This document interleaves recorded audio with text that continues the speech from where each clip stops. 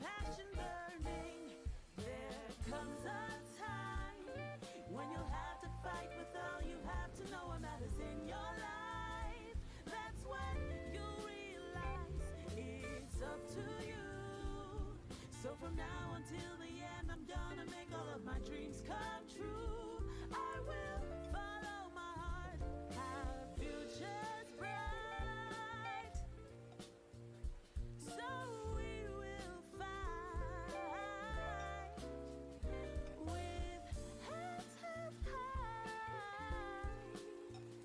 We'll make things right. Just say the word and I'll be there. Yes, anytime. Okay.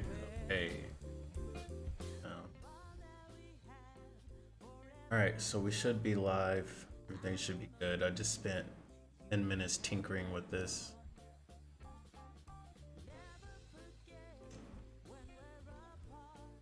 Today's stream, we're gonna be watching Dragon Ball Z A New Hope, or Dragon Ball A New Hope. It's a fan made, but it's being read by Mondo Cool. Big fan of this show.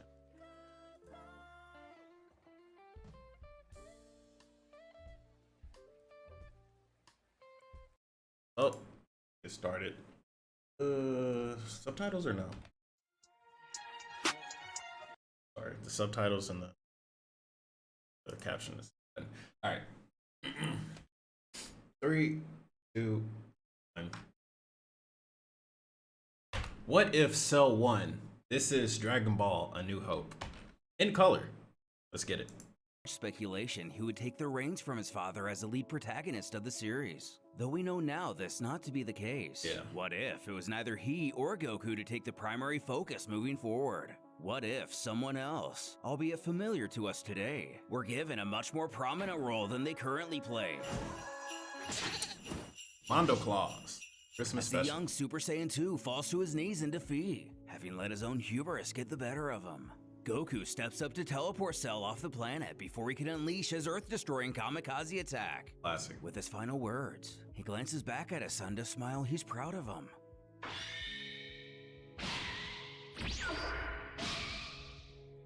And as we're aware, he takes him to King Kai.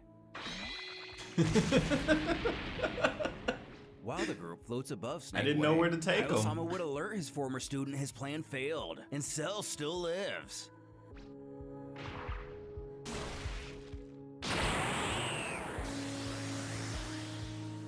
Later. First cutting down Trunks. R.I.P. Vegeta sent into a maddening rage at the sight of his fallen son.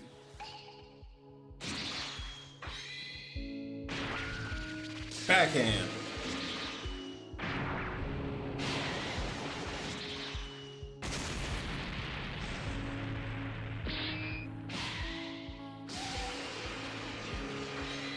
Gohan calls for the others to protect themselves from his furious onslaught.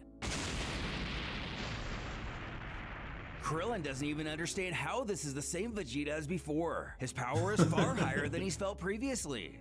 Piccolo reasons the anger of seeing his own son murdered before his eyes was enough to push him past his limits. He screams for Cell to reveal himself from the debris. He's not finished with him yet.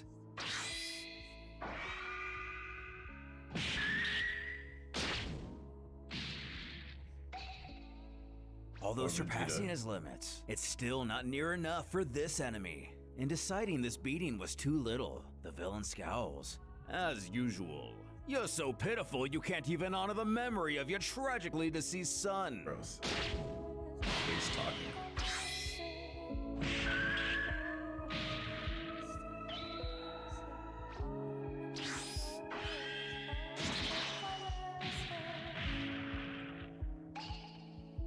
Getting one final hit on the bio-android, Cell is shocked the Saiyan was able to leave a mark. Though in the grand scheme of things, it's merely a simple setback. As here the prince lies, already half dead. His little rise of power was only the most subtle of flickers of a dying flame. Bellowing, it's time to die! Naturally, Gohan shields Vegeta from what would be a fatal blast. Injured which their himself. foe admits he didn't expect. Now it'll be Why easier than Vegeta? ever to do away with Gohan. Now that his right arm is pretty much useless. The final beam struggle would soon commence. From Otherworld via King Kai, Goku encourages his son he still has much energy left within him, and he must unleash all of his strength. But the boy is at the end of his rope. His body is suffering too much. He apologizes to his dad. Cell is too strong and he can't keep up anymore. Vegeta can sense the same. The power difference between he and Cell is too great. This is the end. Piccolo shouts for Gohan not to give up, but Cell is set on finishing this here and now. Bye. Goodbye.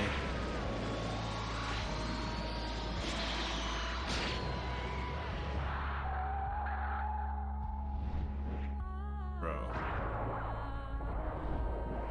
Done. Erased. Obliterated. Gone. With that push, It's over. the young Saiyan is no more.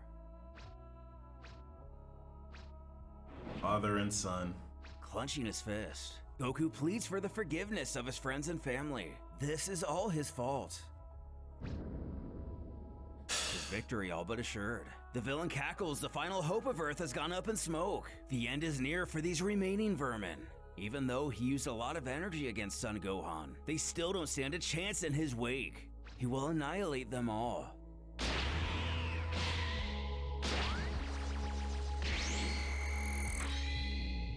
It's over. Jesus. Following that single blast, all the Z fighters have perished. Or All but one. almost all of them. Cell is amazed to see Krillin of all warriors is still breathing. Quite the feat for such a fragile being. But now it's time for him to join his comrades. As something else catches his attention. 18. Krillin can already tell what he's thinking and pleads with the monster to kill him in her place. Just leave her alone. He mutters that Son Goku is dead, and he himself has reached his perfect form. This android has no further purpose of existing.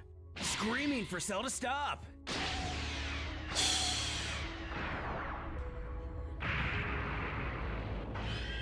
No mercy. Satisfied with his most recent kill, he takes a dark pleasure in doing away with obsolete technology. The final Z fighter sobs for what has been lost today, cursing that Cell has murdered everyone who was willing to sacrifice themselves. So just blow up the Earth already and get it over with. But this confuses the android, asking, blow up the Earth? That's not my goal. That's Thanks to worse. Goku and his instantaneous movement technique, he has but entire galaxies to destroy. So with that, he'll be leaving the Earth, though not before completely devastating it and its people. As for Krillin, to lower himself to such a level would be an insult to his perfection. He will Yeah. allow him to continue living his miserable existence in fear and shame, not Wow. losing his resolve completely. Krillin warns he will pay for this. With a wave, he promises they'll meet again soon. King Yema's office, at the Earth check-in station. Goku is seen pleading with Enma about something. Who beckons if the Saiyan can see he's busy? This Cell figure just decimated half the population of Earth. and Yeah, now he's King the one Yema's stuck with busy. the consequences. The answer is no. Even though he died defending the Earth, the sheer number of bad things he's done prevents him from going to heaven or retaining his body. Wow. Though seeming to have some sort of revelation, he does feel the death of his young son changes things a bit. It would be a lot of work to find him a suitable mentor. He resolves to accept Goku's proposition, but at the first offense, he goes straight to hell. Our happy-go-lucky Wow. hero gleefully thanks the ethereal judge for his decision, as he spouts, Straight "See to hell." Vegeta, I told you!" Though even in the afterlife, the prince laments his rival still has to find ways to humiliate him, and he will pay for this. As it becomes evident, Cell may have Everyone. had some foresight on his own future had he let poor little Trunks here come to age. However, Dende and Popo remain safe high on the lookout. Whether an oversight or not, the gang still have the Dragon Balls. Just as they're about to summon Shenron, Goku Boy. hollers for him to wait. He has to talk to him first. They're all in Otherworld with King Kai, and he thinks it would be wiser to let things flow naturally and accept their defeat against Cell. He would have loved to fight him again, but Kaio-sama is right. After all, Trunks came from the future to warn them about the androids. He's still After fake. that came an even bigger threat. It's not an easy call to make, but they're all gonna stay here. While Krillin is wearily in disbelief, Bulma screams at him if he's kidding. They can't leave him like this. Her baby boy and parents all died when Cell blew up West City. Stepping up to speak with her himself, Vegeta assures the boy is safe in Otherworld with him, and the Kai isn't wrong. To revive the Earthlings could alert Cell if he felt that much energy suddenly return.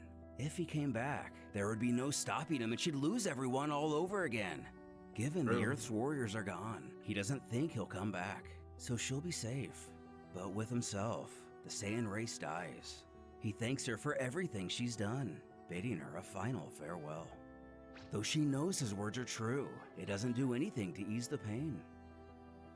7 years have passed since Cell left the Earth. Mankind still suffers from the devastation he left behind, but life finally resumed to what could be called a new normal. The world was at peace. With Krillin and Roshi, the news talks about how the capital of East City has finally finished reconstruction. Nice. It was the last known location to be ravaged by the monster known as Cell. The Kami student curses the android responsible for all this. His teacher quells he calm himself. He knows it's a difficult fate to accept, but they have to move forward. And he knows, he just can't shake the memory that during his rampage of West City, baby Trunks, Cell has just caused so much misery. The old-timer knows how he feels, only hoping Bulma's doing okay. But the warrior must stop beating himself up over this. Even though Cell spared him, he couldn't have done anything to prevent this disaster. Of course, if only Goku and Gohan were still here. But they refuse to be brought back to life, and they must respect that decision. When a ship zeroes in on Kame House, with that knock on the door, a terrible, dark, long-forgotten presence is finally felt. Chi-Chi, of course, who happily chorts, long time no see, asking if they're still in front of that TV. What a sad sight for two martial arts masters, of who offer a less warm greeting, one that doesn't go unnoticed. This causes her to snarl. They should see the look on their faces. They appear as if they've just seen Cell. But no, It's not that. She shouldn't be silly. They're just surprised to see her is all, wondering what brings her here after all these years. Though she knows they won't be surprised to hear she's not here to catch up or ask how they're doing. She's here because she needs their help, catching their curiosity. Roshi beckons if she has some furniture or something heavy to move, Krillin here would be happy to take care of it. But she tells him not to be stupid, as if she'd be here for such a futile manner. It's a long story, but if they follow her outside, they'll soon understand. Quickly walking out to the ship, she calls for someone to come out. Krillin is now confused what exactly she's planning to show him. But upon entering, there's only an empty bed, but Chi-Chi knows he was here just a minute ago. The pair begin to believe these hard times may have begun to take a toll on her mental state. Krillin presses that there's nobody else here besides the three of them. She's had a long journey. Maybe she should rest a bit. When the voice of a child chimes, he thinks she's looking for him. With that uncanny face and hair, they wonder if this could actually be Goku. Chi-Chi scolds Goten had her worried and to get back over here now. He had to pee in a bush. Like his father giggles that he just had to pee. Taking him by the hand, he fusses that he isn't a baby anymore and to let him go. As the situation progresses, Roshi now sees it must be Goku's son, though he could have sworn it was Goku himself at first glance. Krillin wonders how this could be. When his master chuckles, he must still have a bit to learn about life. The staggering resemblance to Goku must mean this little one was born only a few months after the Cell Games. Introducing what appears to be a much less coy Goten, his mother urges he introduce himself properly to his dad's friends, who eagerly states, "Hi, I'm Goten. I'm 6.5 years old and I love fighting and video games. Nice to meet you." The others return his greeting, pointing out how much he looks like his dad. Chi-Chi admits that sometimes it feels like she's looking at Goku in his youth. The hermit now sees the reason for her visit, though can't help but ask what caused her to wait all these years. Which should be obvious to the both of them. Neither one of them are good role models. They would have shown the same bad influences as they did on Gohan. But she didn't merely bring Goten here for them to finally meet. She wants them to train him. With the vast majority of Z-Fighters gone for good, arguably the most overlooked character in all of Dragon Ball, maybe Earth's most promising hope. Bro, this would be crazy if this is legit what happened. Krillin remembers she wanted Gohan to become a great scientist or something. Why would she want them to train forget Goten that. for? Revenge. Crossing her arms, she knows that the world is at peace. But since Cell left all those years ago, she can't shake this bad feeling she has he'll come back. And on that day, the world will need a hero. Goten isn't like his brother was. He only likes fighting and isn't interested in his studies. Though the boy objects, he does also like video games. And if he's being honest, Krillin has had the same feeling regarding Cell. However, he doubts he himself can shape the kid into a fighter capable of beating him. Even Goku and Gohan couldn't do anything. She retorts not to worry about Goten. She's been training him herself, and he's much stronger than they think. He knows the basics. But he's still young. Goku and Gohan went through fights to the death to reach such levels. Chi-Chi huffs Gohan was only 4 when Piccolo trained him. That is and to true. just fight Goten himself and he'll see. The mere mention A of a fight fight? is enough to make the child's hair stand on end. Roshi urges him to do as she says. It's Goku's son they're talking about. Though the former student doesn't know what to think of this. He reminds Krillin he's been training for the last 7 years like never before. Look at this as a test. This gets Goten excited. He beckons. For real? We're gonna fight? Please say yes, This Mr. art is Baldi." so good. But for starters, he can call him Krillin. But he wins. They can do a little bit of training. Mirroring his father's Gotta enthusiasm, see he this. jumps into the air ecstatic. Roshi jostles, he thinks he should go easy on him though. If he hurts him, Chi-Chi could kill him. But this was his idea. Chi-Chi Good old tells her master. son it's important to stay hydrated before training and to remember what she told him before coming here. This sight takes the old-timer back almost 30 years ago.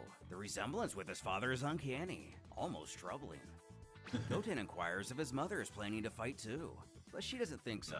However, she doesn't want either of them to damage the ship Bulma gave her, so she capsules it up for now. Krillin has to point out that Chi-Chi used to hate fighting so much. It's surprising to see how much she's changed. But instead Well, of when you railing, he lose should be focusing everybody- on Goten. It wouldn't be wise to underestimate him.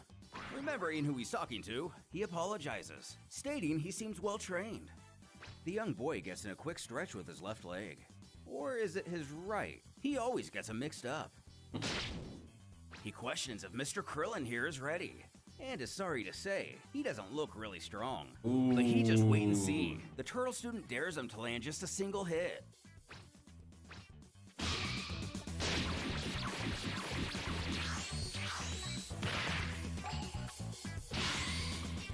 Did Goten learn how to fly yet? So far, it appears that Krillin's years of experience trumps the raw talent of Goten. He compliments he's keeping up, and that's good.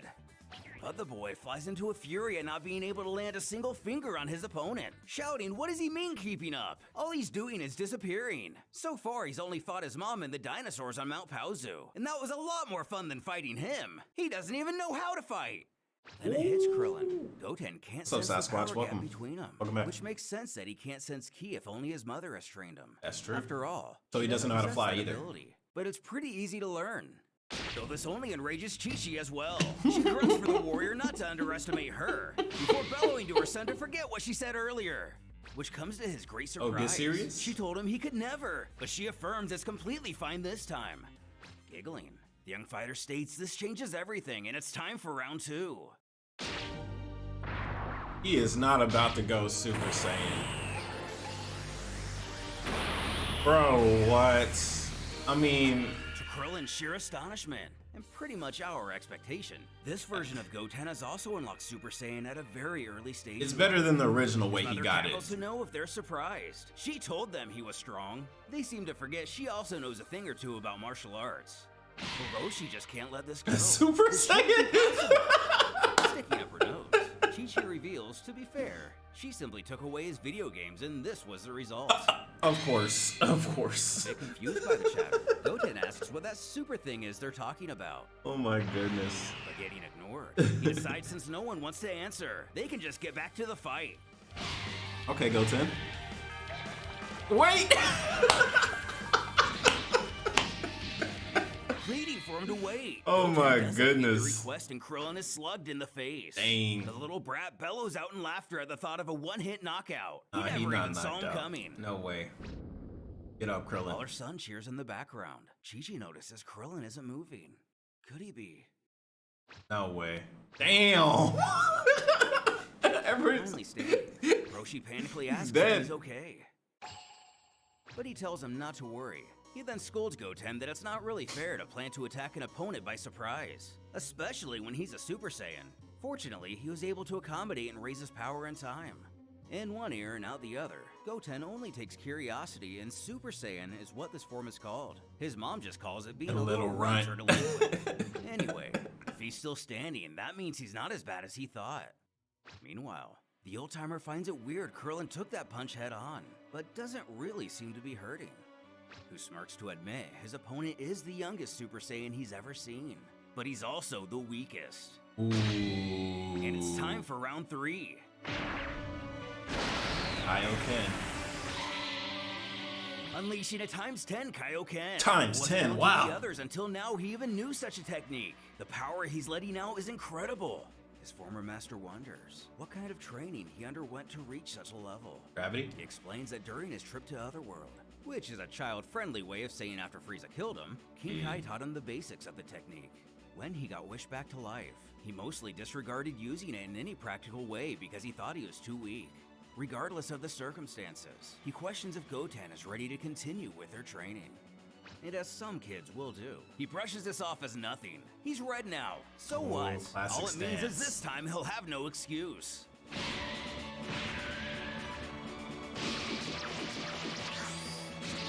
My turn.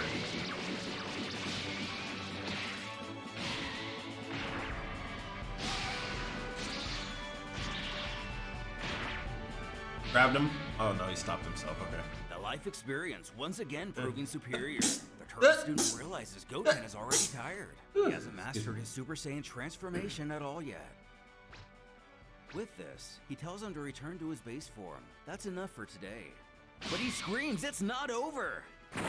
Don't give up. Powering up, Holy the boy's moly. ki rises dramatically. He vows to show his adversary he's not tired. It's only too bad he hasn't had time to name this attack yet. A The Seiko? last of this level would be far too dangerous around here. On my layout? What do you mean, Sasquatch? Deflecting it into the ocean, Krillin utters it's only lucky he took some of the force on himself. Otherwise, the entire island would have been submerged. Wow. To have this kind of power at Such a young age. is crazy. As Bro, he it's was almost left in destroyed slow Roshi's silence, island. the child is completely gassed out. Realizing he missed, he collapses, promising next time he'll win. Swooping in, the Mother Hawk frantically tries to bring her son back to consciousness. Krillin presses she not worry. He's only exhausted himself from using so much energy. Though she can't help but devolve into a sobbing mess crying this is all her fault and she's so sorry that she did this to her baby. Again, Krillin assures he will be okay and open his eyes soon. He guesses she actually hasn't changed that much after all. Roshi excitedly shouts the Turtle School has a new pupil. He wonders if Goku knows about Goten. Is this his final gift to humanity? What are they doing? Another world training? Ame house. Once Goten had recovered, Chi-Chi and Krillin agreed upon getting training 2 weeks per month. The time for the first goodbyes had come. The boy's mother tells him not to cry. She will be back for him soon. And not to forget to call her 2 every weeks. day. Unlock. Taking off and finally letting the tears flow herself. A new adventure has begun. But very soon, the young Saiyan will discover he may be in for more than he bargained for. As he finds out they don't have any video games. Damn. Over the next Goten would undergo It's the same rigged training as backwards. Krillin and his Put father. everything on your camera. Why not put your cam into the layout? By the time he was about 8 years old, all it took was a single day to get him I flying. just wanted to do something His different. mentor is really amazed I used by to have this. it like the Even traditional after way, 2 years, but this kid never sees I his think I full like it reason. more like this. It was a good idea to force him to train at minimum power to make him harden his body and mind. That's good. Now that he's perfectly mastered his ki, Then he can take power their up training from there. to the next level. Enthusiastically learning the Kamehameha. Wow. Yo, watch out! Unfortunately, damages Kame House. You gotta fix it too, kid. And not to be the You only control. one doing some learning, he brings his video games to teach Krillin how to play. Though doing a fourth turn to the left, comboed with a punch to perform a Hadouken doesn't make a lot of Street sense Fighter. to a martial arts master. With their training going even better than expected, what surprises are still in store for our heroes? And what threats still lie ahead? That's dope. Will Cell sense the new rising No problem, power on Sasquatch. Earth? Or Gonna stream on even Twitch. Will Bobbity make his way to our little blue world? Year 777. Or about 10 years after the Cell games. Goten and Krillin land in the middle of what appears to be a wasteland. The former questions if they're there yet, which they are. This is where they're going. Okay, to that looks train. just like Goku. Asking What the hell? obvious. Goten is curious why they traveled all the way out here to do that. Couldn't they have just stayed on Grandpa Roshi's island instead? Get But serious not for out this here. Training. Today will be special. He's allowing the child to transform into a Super Saiyan, resulting in a more than excited reaction. It's been forever since he's been allowed to use it. His mentor believes a student is strong enough now to manage it properly. Though, after all these years, he wonders if he still knows how to transform. If he can't, it'll be Krillin's fault. His teacher been laughs training us for off doubting years? he could Oh, ever crap. forget how to do it. He already told him it was important for him to learn the basics of martial arts before wielding the power of Super Saiyan. He ushers him to step back a little and transform. Doing so, he screams out, but nothing happens. Only a bit of dust kicks into the air. He worriedly inquires what's wrong. Why isn't he changing? Sporting a devilish grin, he throws his hands to his head shouting, "No, no, no! I can't!" He was right. It's all Krillin's fault because he wouldn't let him use it over the last 3 years. And look what happened. What will they do now? Just make him He angry. never thought he could actually forget how to transform. Though the boy just laughs that he fell for it, and enough playing around. Freaking Goku. He hollers for his teacher not to look at him like that. He's kidding. How could he forget something so easy?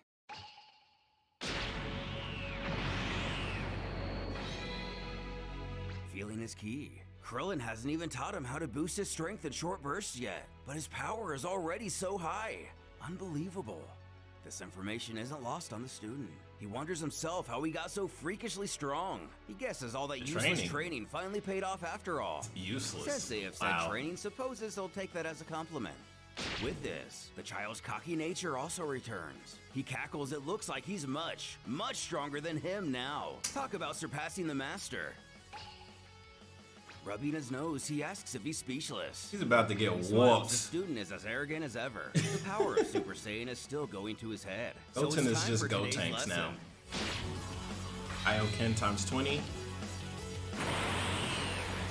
Yup. Unveiling Kaioken Exactly. times 20. Double it. Young Prodigy wasn't counting on this. Krillin states this is peak Kaioken. It's kind of funny. His soon-to-be opponent appears much less confident all of a sudden. Got mockingly scared. asking if something's wrong. Ooh. Something wrong. The taunt aggravates him. With this darn times 20 multiplier, he's undoubtedly stronger here. But it doesn't matter. He calls out that he kept this new power to himself, and now he thinks he's the best because he's letting out a little more energy. Krillin is the one who taught him power alone isn't enough to win. And today, he will only prove that. Which is exactly what his master wanted to hear, though not to expect him to go easy on him.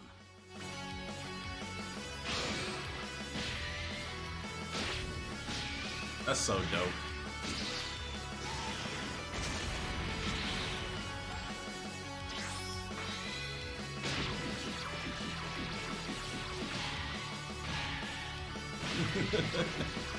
Uh-oh. I'm only getting started. Oh, no. Kick. Yep. Come on, Krillin. How do you fall for that? There you go. Get serious. Dang, broke his nose. He's gonna need a Senzu after that one. There you go. Man. They're going all out. Good dodge. Behind you.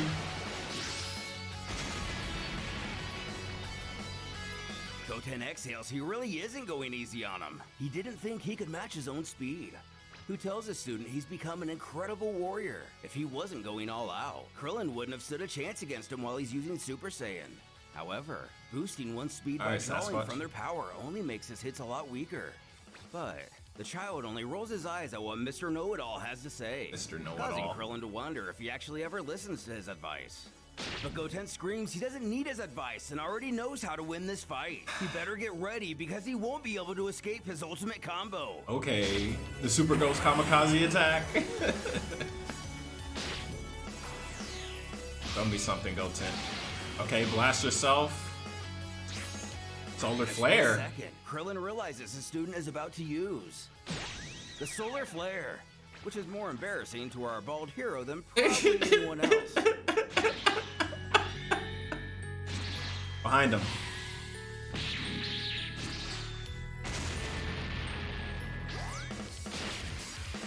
Okay. And now that a certain He flexing? technique of Goten's has a name. Killer Blast? What? Of course. He is like 8 Head on by or the 10. boy's Killer Blast. Killer The Blast. warrior coughs he's lost. Goten bellows out with laughter to a 9.5-year-old no less. He told him he was 9.5. going to win this time. Now it's game over. But his master is merely Just kidding. He has a scar now? Damn. Times Returning to his maximum 20. Kaioken state, Goten can't believe he still has enough left in him to power back up like this. Yeah, where all that bravado go?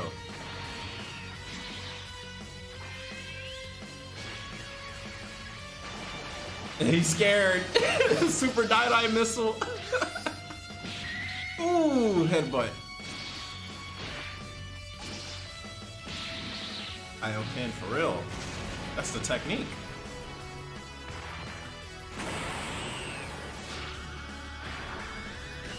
Captain Armor. Is it from Saint Austin? I have to check it out another time. This stream is just gonna be this. Like, I'll do just, whenever I stream, I'm gonna do a stream of just whatever, as long as it's long enough for a stream. Settling. And then other days we'll do Krillin goes to your make sure his requested pupil content. is okay. Who appears fine, though the same can't be said about his pride. Pride. But Bro, his master urges it him was to a look at him, sparring referring battle. to how battle-worn they are. The boy cuts him off. He admits Krillin is super strong, but swears this will be the last time that he loses. Hey. His teacher offers a few words of encouragement. He reminds it's his birthday in 2 weeks. He hasn't forgotten that he promised to buy him a new video game, right? He laughs at his dual-track mind. The kid does know what he wants. As promised, he will get him his game. Also, they're going somewhere really special. For now, it's time to go home.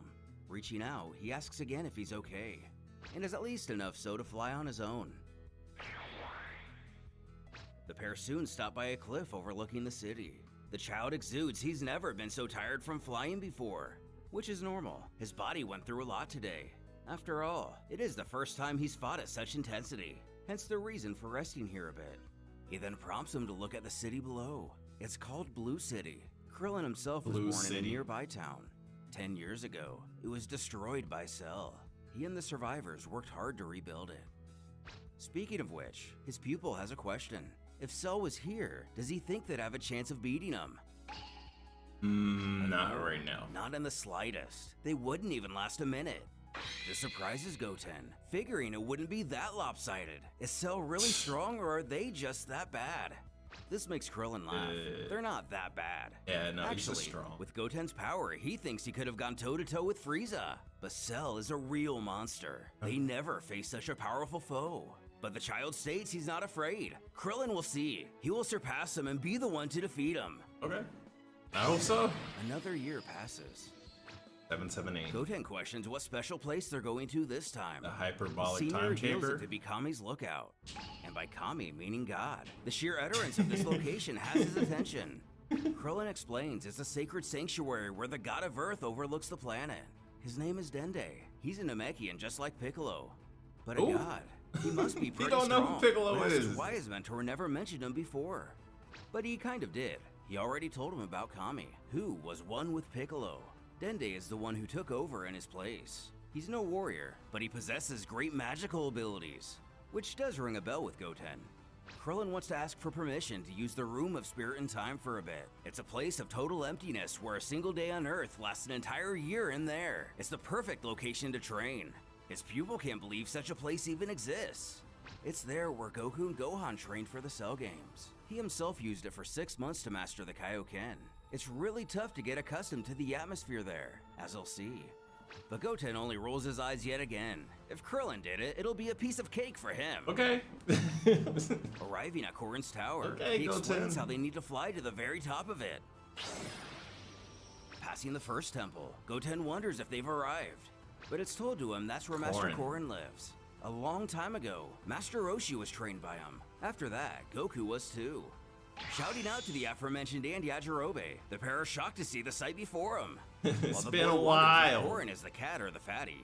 Krillin can help but bulk at the kid with Krillin. He could swear it Who's was that Goku. boy Krillin? Soon after, they would arrive at the lookout. Oh my god. Greeting Dende and Popo. The Namek inquires how he's been. It's been a long time. He explains how he thought he might want to meet Goku's son. But cutting him off, Dende blurts out, "You're Goten, right?" Of course, Dende knows. Which is strange. It's God. As he shouldn't know his name yet. But Popo Knows reminds everything. they are talking to the god of Earth. Exactly. He tells how he's been watching over Goten since he was a baby. He had also seen the two of them training some time ago, calling them both incredible warriors. Krillin forgot he could see such things from the lookout, figuring there goes the surprise. But yeah, they've been training hard for years now. Naturally, he also knows they've come to use the Room of Spirit and Time. It's all theirs. Of course. Quick and easy, they thank the Guardian. With that out of the They way, should give Goten some Popo spirit goes to water. lead him to the room. Since the god of Earth knew they were coming, he already prepared everything for their stay inside.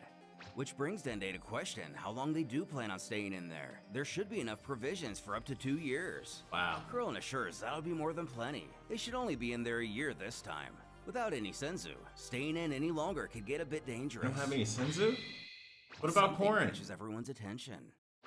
Bulma. Bulma! She jokes Krillin looks as if he's seen a ghost, but he just didn't expect to see her here. It's been like 10 years. And she knows it probably does feel a bit sudden after so long. She just felt it was time to come see him. As the image of young Goten catches her eye. For what reason has Bulma traveled to Kami's lookout? And how much progress will be made by the two warriors upon Ooh. entering the room? Maybe she built a time machine. Ah. Alright, that's the end of episode 1. That was good. That was good. Wait, where's the whole playlist?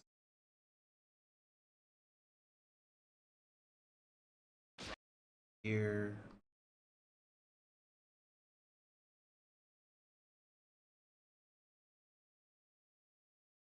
Yeah, here's the playlist. Here. Play the whole play. Oh. When Gohan was initially called upon to defeat last time on Dragon Ball New Hope.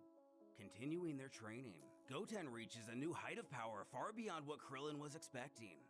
However, he still couldn't outmatch the strength of his mentor. Shortly after his 10th birthday, they would travel to Kami's lookout to move their training to the Room of Spirit and Time. Before entering, Bulma would randomly appear, but why has she decided to track down her old friend after nearly a decade of silence? This is part 2 of Dragon Ball New Hope Full Color Edition. Catch up with part 1 using the links below. After laying eyes on Goten for the first time, Bulma rushes over to drones. him in a less than modest first impression. She's amazed by the incredible resemblance between him and his father, blurting out it didn't show that much through the drones. But face to face, they're more similar than she could have imagined. Finally becoming self-aware, Bulma apologizes for being rude and introduces herself properly. Goten says it's nice to meet her. His mom, Krillin, and Grandpa Roshi has told him a lot about her. That's when she spots Dende and Popo, turning their direction to I'm greet Mr. them. Popo. That drone comment doesn't escape Krillin. He questions how she learned of his existence and how she's been watching him. She explains that when she first fixed 16 for the Cell games, she had the surprise of finding all of Jiro's research notes in his database. She then upgraded the spy drones by giving them the same tech Frieza and the Saiyans had. That way she could detect power signatures. She sent them across the Earth and all throughout the solar system. 4 years ago, near Mount Pauzu, they detected an abnormally large power surge for a couple seconds. Imagine her surprise when she got there to find out Goku had another son. That's how she's been able to keep an eye on him all these years. Krillin exclaims that's pretty impressive. But then again, she is the greatest scientific mind in the world. He shouldn't be so surprised by the things she comes up with. He himself is still wondering why he didn't feel Goten turn Super Saiyan the first time he did it. Though the boy quips that's easy Probably to understand. far away. The first time he transformed, it was morning at his mom's place. So just going off time zones, it would have been nighttime on Grandpa Roshi's island. In other words, our bald hero was sleeping. He admits he is Even a pretty across heavy the sleeper. Earth, they could feel the power. Bulma, kind of jokes, but really doesn't, that Goten is already smarter than his old man was. Moving forward, Bulma remembers she brought them armor like the ones Goku and Gohan used to train. Oh, These new nice. ones are a lot more resistant to damage, and she also changed the blue Not really. material to black for style points. Blue to black, okay. Well, I like the blue. Releasing a capsule, she tells Krillin based off her data from their last training session, it appears he's reached a higher power than the one Frieza had when he came to Earth, calling his progress amazing. That's good. Retrieving the new armor, Krillin shorts these variants are even lighter than the type he wore on Namek. Goten just Nice. thinks they look cool. He thanks Bulma again and asks Goten if he's ready to go train. But these uniforms, seeing them dressed like this brings back some bad memories for the scientist. Krillin actually feels the same. The last time Gross. the two of them saw each other, it was here when they tried to wish their friends back to life. Though it's better they don't dwell on the past. They thought it was the best choice to make. But Goten scoffs they chose the coward's choice. Losing is cool. His mentor shouts Wow. for him to shut up and he told him to stop saying that. But doubling down, he's tired of hearing everyone say there were these great heroes when it's not true. Real heroes would have been wanted to be wished back to life to kill Cell. Instead, they chose to abandon everyone. He's 10. He doesn't know. He doesn't After a know. short silence, Bulma chuckles at the boy-ass character, definitely getting it from his mom. She knows how he feels. It took a while for her to accept their decision as well. But he should know, they were the greatest warriors to ever walk the earth, urging him to go train and become the best of them. Who promises to do just that.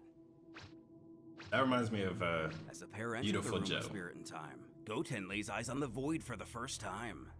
Before safely assuming there are no video games. with Oh place my like goodness. this. To break through their limits, our two warriors began their intense training. Hope was blooming once again.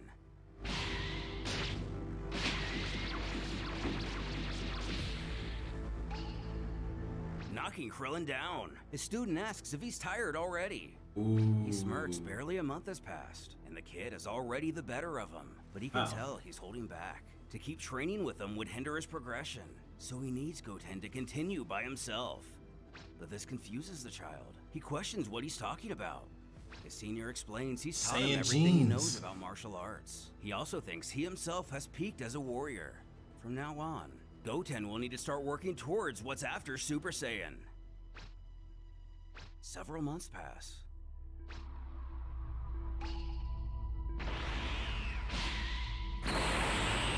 Grade 3, Breaking right? through Super Saiyan, Krillin rushes over to him, but Goten grunts he can go even further beyond.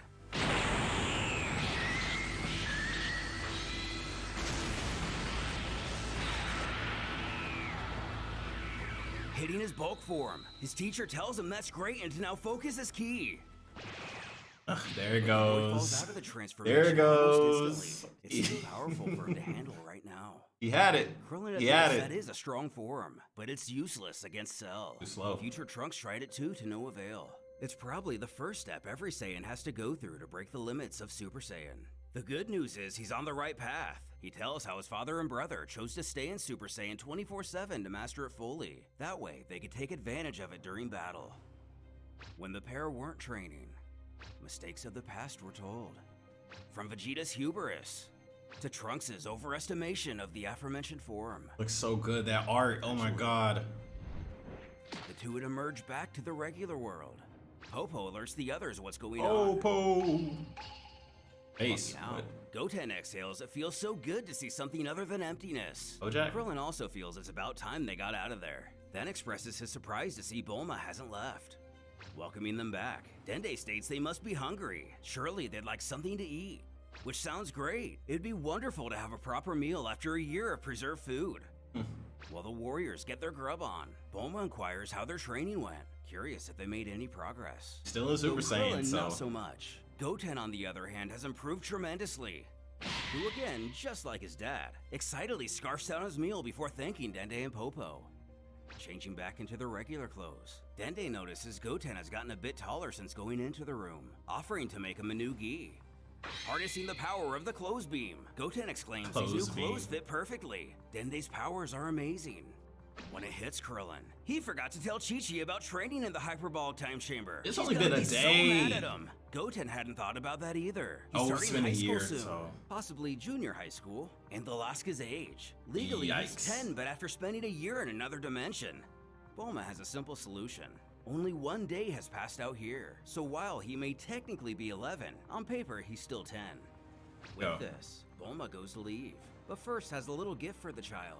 A set of fighting armor and a gravity room. His dad and Vegeta used it a There you lot for go. their training. They'll likely be So of why great is it use so to him small? too. Thanking her, he also offers gratitude for Dende and Popo for everything. That's He'll come back nice to to see him and notice. train some more, asking if he's ready. The duo head to below the tower to see Master Corrin for a bit. Since they never stopped to say Yeah, hi before, they just he left. figured it would be right for Goten to introduce himself. Very rude of you. Seeing the resemblance to Goku up close, the duo have a similar reaction to the other day. With his training with Krillin complete, Goten offers an extended farewell to his first great teacher. Who else will come around to mentor him into becoming the greatest warrior the Earth has ever seen? And Well, what does the future still hold? Arriving home, Chi-Chi gets some unfortunate blonde flashbacks. Still Super Saiyan. Chasing him out of the house, she demands he turn his hair back to black this instant. Later that year, Goten would begin attending public school. While still a bit young for the typical high school student, this could be attributed to the world changing since the devastation caused by Cell. Yeah, And a redo of the classroom structure. reminiscent of the one Gohan would attend in another reality. An instructor announces to his class they'll be welcoming a new student today, asking Goten, was it, to please enter the room. He coyly confirms that is his name, and it's nice to meet him. Getting down to business, he tells the child to take a seat. Looking around, he initially struggles to find an open spot, but someone near the back calls out to him.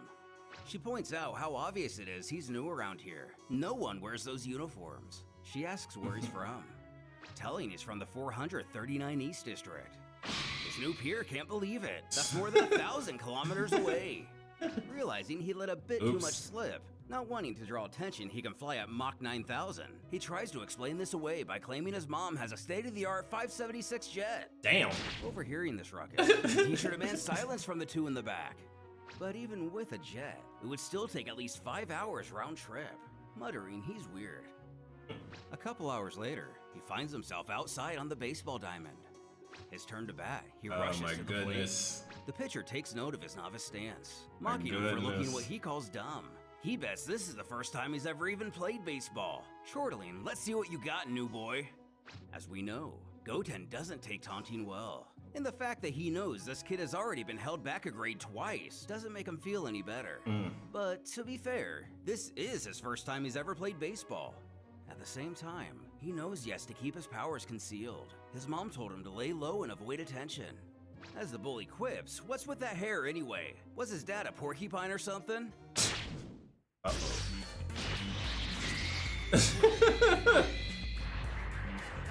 Bro. Yeah, Sending well, the ball into yeah, orbit. gone. Goten warns the next time he wants to make fun of he or his family, he'll be launching him into space with a stupid ball. With the message. Understandably, Good shit, nobody really Goten. knows what to say about this. Arriving home, his mother questions how his first day of school went. He sheepishly claims he just kept to himself like she asked him to. Yeah. Across the world, at Kame House, Krillin stands at the shoreline staring into nothingness. Stepping out, Roshi states months have passed, and he still seems just as worried when he first returned from the lookout, bluntly asking his former student what's wrong. Though he says it's nothing, he's simply having trouble sleeping. But the Turtle Hermit reminds Krillin has never been a good liar. Caught, he figures he can never hide anything from him anyway. He's come to realize over the years he's reached his limits. But to see Goten progress so quickly in the room, and not to be able to help him grow has frustrated him to no end. Goten is without a doubt better than Gohan and Goku were, but the lack of a training partner at his skill level will be a hindrance in his journey to reach new heights. The old man tells him to stop underestimating himself. He remembers when he first came here, unable to even land on his feet after jumping from his boat, and now he's playing on the same court as Super Saiyans. His quest for power is great, but as an Earthling that reached his peak, he's afraid he very well may have hit an unbreakable wall. But if you wish to Though he become a also Saiyan. feels Krillin already has something in mind to remedy this. And that's true. His master asks what that is. Wish to become special a kind of training or something. Wish to become a Saiyan. Which is only partially true. A while later, at Capsule Corp, Android becomes an android. Krillin just lets himself inside, almost forgetting just how big Bulma's house is. Knowing it won't be easy to find her, he resolves to search for her key. Finding it, he stumbles upon her working on the time machine. Yep. Both mutually shocked for different reasons. He questions if she plans on going back to the past. Starting at the beginning, she explains how this was the time machine Trunks brought from the future. For now, time is proving their friend's right. But if Cell ever comes back, she's the one who will go back in time to prevent this disaster. Though he feels pretty confident there will be no need. They have Goten now. Calling him an idiot. At the lookout, he told her he was still far from Gohan's level. Now that he's in school, he's got a lot more to worry about than to train for some monster he's never even seen before. He only knows peace, and it's normal that he wants to live a normal life. He knows, and that's the reason he's come here today. She will probably refuse, but he needs her help. I'm an android? What could Krillin's request be? Does it have anything to do with the time machine? Or is there something else he believes Bulma can help with to push him past his own limits? I'm an android. With school finally out for the day, Goten rushes past a couple of fellow students to get to the arcade. For speed. One of the employees knows the child well. He figures he must have gotten grounded from video games, hence his absence. Who is It this? is the unfortunate case. His grades are fine, but his mom says he plays too much. The attendant assures his mother is only doing it for his own good. But he should know there's been some changes since the last time he came here. He's lost his first place position in Street Fighter. But he vows he'll show whoever beat him who the real Street Fighter champion is. He's taking back that leader position today. In West City, we resume our conversation with Krillin and Bulma. After suggesting he has a request that she may refuse to help with, she laughs it off and tells him to lose that serious face. Why would she refuse to help him? She's his friend. He should know she'd be glad to help. Back at the lookout, she told him when she fixed Android 16 for the Cell games, she got access to all of Dr. Giro's research files. He wants to know if she still has them. She does. She kept everything. But if he's looking to find Cell's weak spots, she already checked and there's nothing about it. But that's not what he's curious about. He wants her to turn him into an android, as Giro did to 18 and 17. She angrily questions if he's lost his mind. There's no way she's doing such a thing. Though he's been thinking about it for a while now, it's no decision he's taken lightly. 17 and 18 were simple humans before they were modified. Just think cyborgs, for 1 second technically. how incredibly strong it'd make him. Probably not strong enough to defeat Cell, but he would Strong be able enough to to push train Goten Goten. beyond his limits. Bulma doesn't care. Such practices are forbidden. That's precisely the reason why she's a scientist, and Giro was a completely unethical freak. Krillin argues protecting the Earth is way more vital than her scientific ethics. And by the way, where were all these ethics when she made her little plan with that time machine right behind her? Hesitating for a second, she claims that's completely different. Relaxing his arms, Krillin explains he knows this world doesn't Messing need to with think about it time? anymore. But think about all those people who fought to rebuild it and live in peace. But the truth is, there isn't a single day where she doesn't curse Dr. Giro and his androids. They're the reason everyone is miserable. And then Krillin comes here asking her to turn him into one of those monsters. But to defeat a monster, sometimes you have to become one. Okay, Batman. Prepared for it. Nonetheless, she's going to need some time to think about it. It's getting late tonight, so she'll contact him when she reaches a decision. Leaving, he shouts to thank her for everything. However, she hasn't agreed to anything yet. Year 779. A bit of time passes. It took 6 months, but the cellular modification process is complete. Cellular It's time to see the modification? result. Nervously, she presses a button to release Krillin from a container.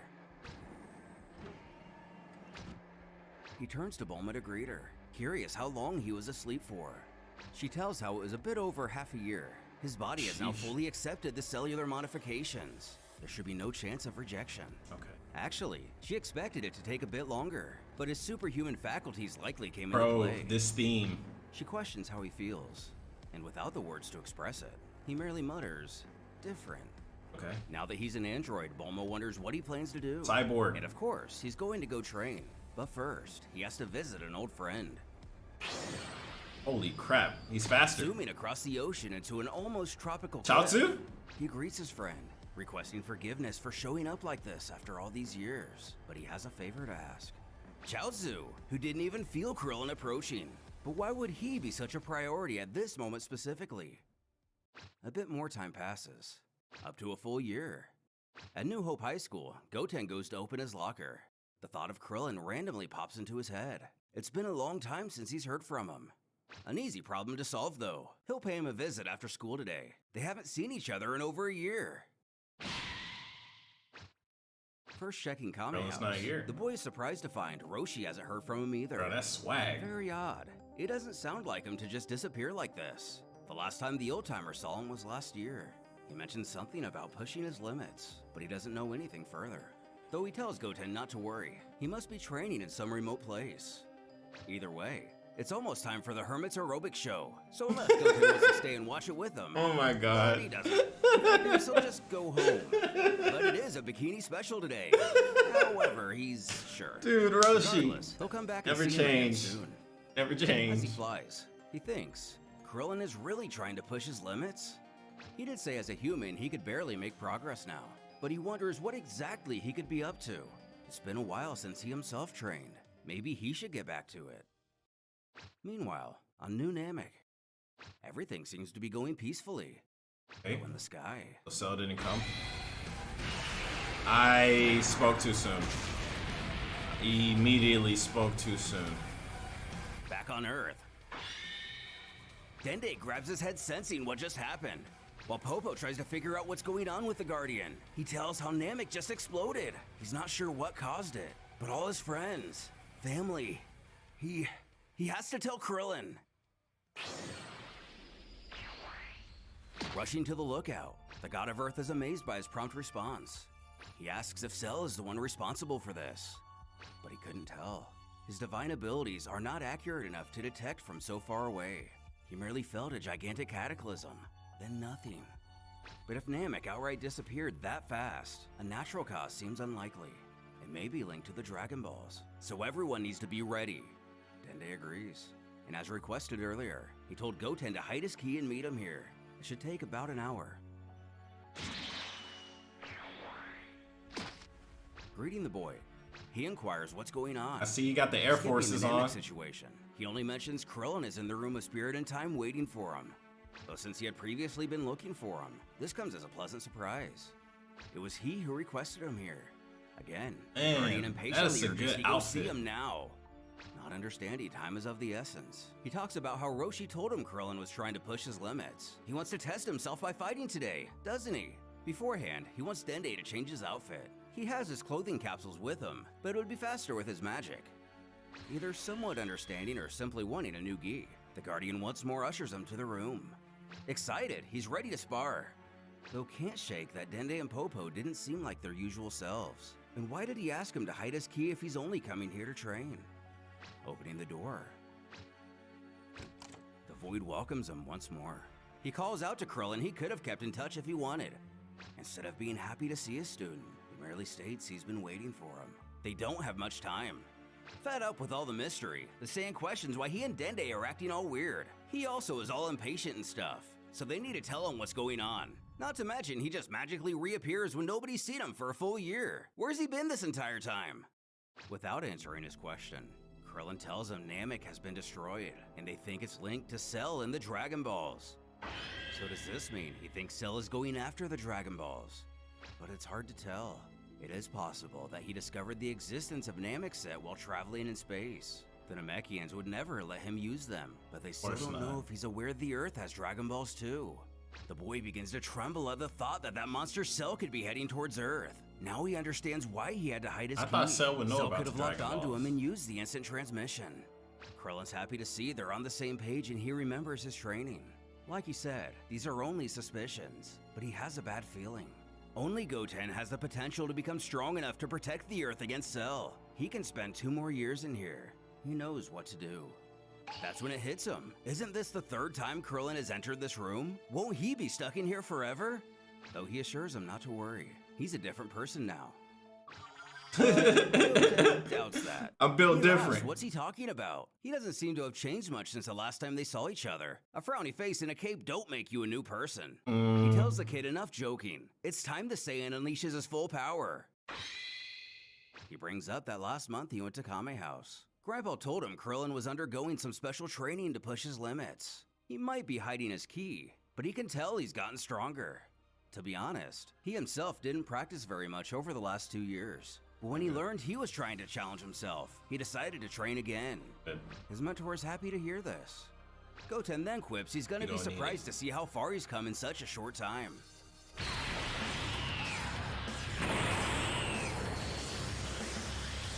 Perfected Super Going Saiyan. Super Saiyan. Good. Krillin admits he's right. He is stronger than the last time they were in here. His student asks if he's impressed. But if he's just being honest, not really. He's more surprised the kid is so proud of so little. If he hadn't neglected his training, he would have reached this level a long time ago. This causes him to snort, as if Sounds like Krillin is Vegeta. better than him or something. Without stuttering, the teacher reminds he needs greater maturity. And he only sees one way Goten will understand the progress he still needs to make.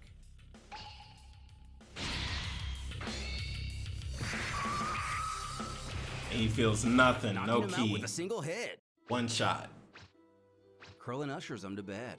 The boy is still only a teenager. He shouldn't have to fix the mistakes he's not responsible for.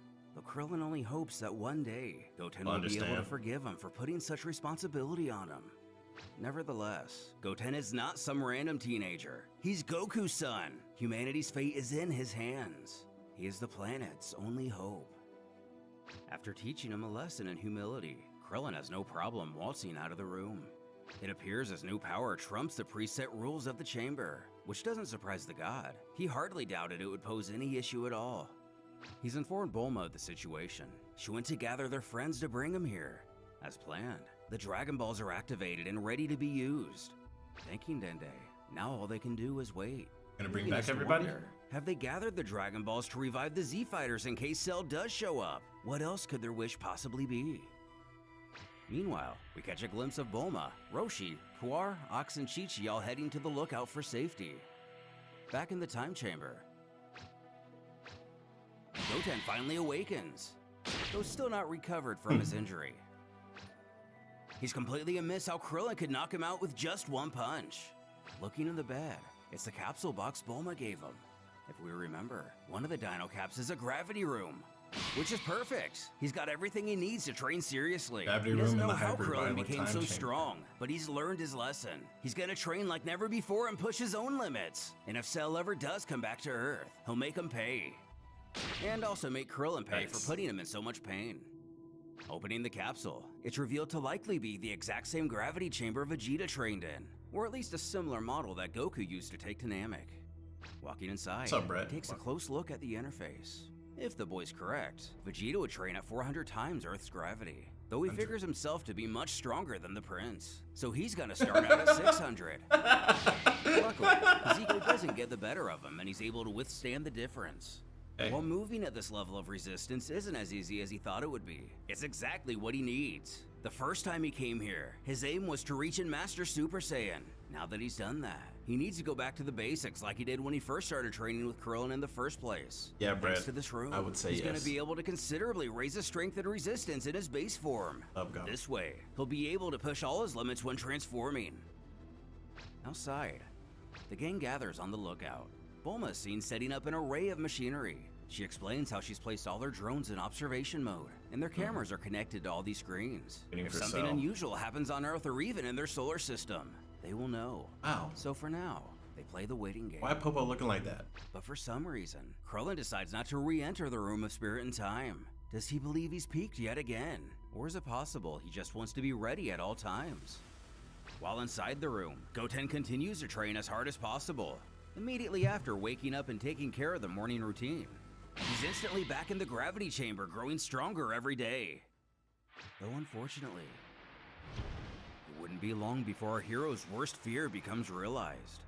Cell finds disgust in how much humanity has managed to restore itself in his absence. Not only have they rebuilt their cities, but judging by how many key signatures he senses, they have also repopulated as well. Below, people slowly become aware to the presence of a man floating in the air. will not immediately Back. recognize as the monster who once terrorized this world. Cell has no issue in reminding him who he is. Oh my god. It's pure evil.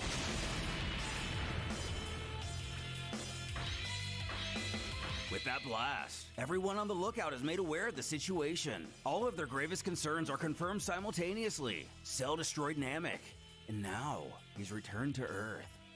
Of course, Chi-Chi and Bulma are confused. Neither can sense energy, and Bulma's drones haven't detected anything. How did he get past the drone? When the machine begins to ring out, Late. there's no longer any question about it. Krillin was right. Cell's back. He's here. Everyone wonders what they're going to do now. Goten hasn't spent a single day in the room yet. Chi-Chi suggests they resurrect Goku or Gohan or they're all going to be killed.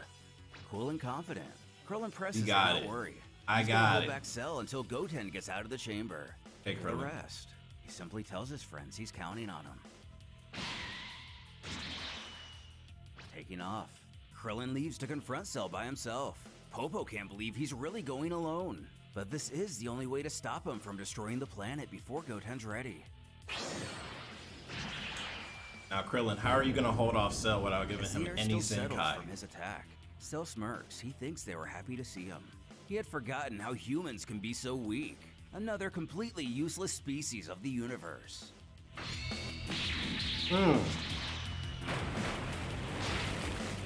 Lay down. Getting the drop on the villain, Cell appears more or less unaffected. He mocks what a less than delicate way to say hello to an old friend. He'll just chalk that up to him being a little emotional in their reunion. Though we must admit, he is rather shocked to see him still alive. He had tried all in vain to sense his miserable keys so he could return to Earth. Nonetheless, if that kick is any example, at least this time around, he's a bit less cowardly. Our hero scowls. How dare he speak of cowardice while he's the one terrorizing and killing people? He's the same as he's always been. He knew he would come back here. They already know he destroyed Namek after they refused to let him use the Dragon Balls. This information comes to a bit of a shock to the Fiend. Impressive even. However, it is disappointing his return is not a surprise. Although there is one thing he's wrong about. He couldn't care less about the Dragon Balls. He never intended to use them. However, the existence of such artifacts is a threat he can't afford to ignore. Only strength matters. He won't tolerate that kind of magic. In order to avoid potential mishaps in the future, he decided to annihilate every planet in possession of such wizardry. After Earth, there will only be a single world left in possession of such a creation. The situation turns out to be even worse than Krillin feared. There's Not another only does one? Cell know of the Dragon Balls on Earth, but would rather do away with the planet itself than risk them ever being used again. Lucky for our heroes, Bulma's drones seem to pick can't up be on true. the He would have blew up the conversation. planet She instantly. screams Cell plans to kill them all. They need to resurrect Goku right now. Goku But the can't do others try to anything. restrain her, urging they trust Krillin for the time being. But will he be able to hold off the bio-android long enough for Goten to finish his training? Even if he does, unless he unlocks Super Saiyan 2, will he 1000? even stand a chance? Good And how job, much stronger has Cell gotten? He's making it Finally, effortlessly. How much more powerful have our heroes gotten Oh, in Otherworld? crap. And what Wait, was the point of Gohan gathering the aged? Dragon Balls, if not In to use them Otherworld? back against their will? We'll fight us Saiyan 2. Ah! Alright, next one. Last time on New Hope, before the series took a long break, we witnessed the Z-Fighters fall to the perfect android during inverted.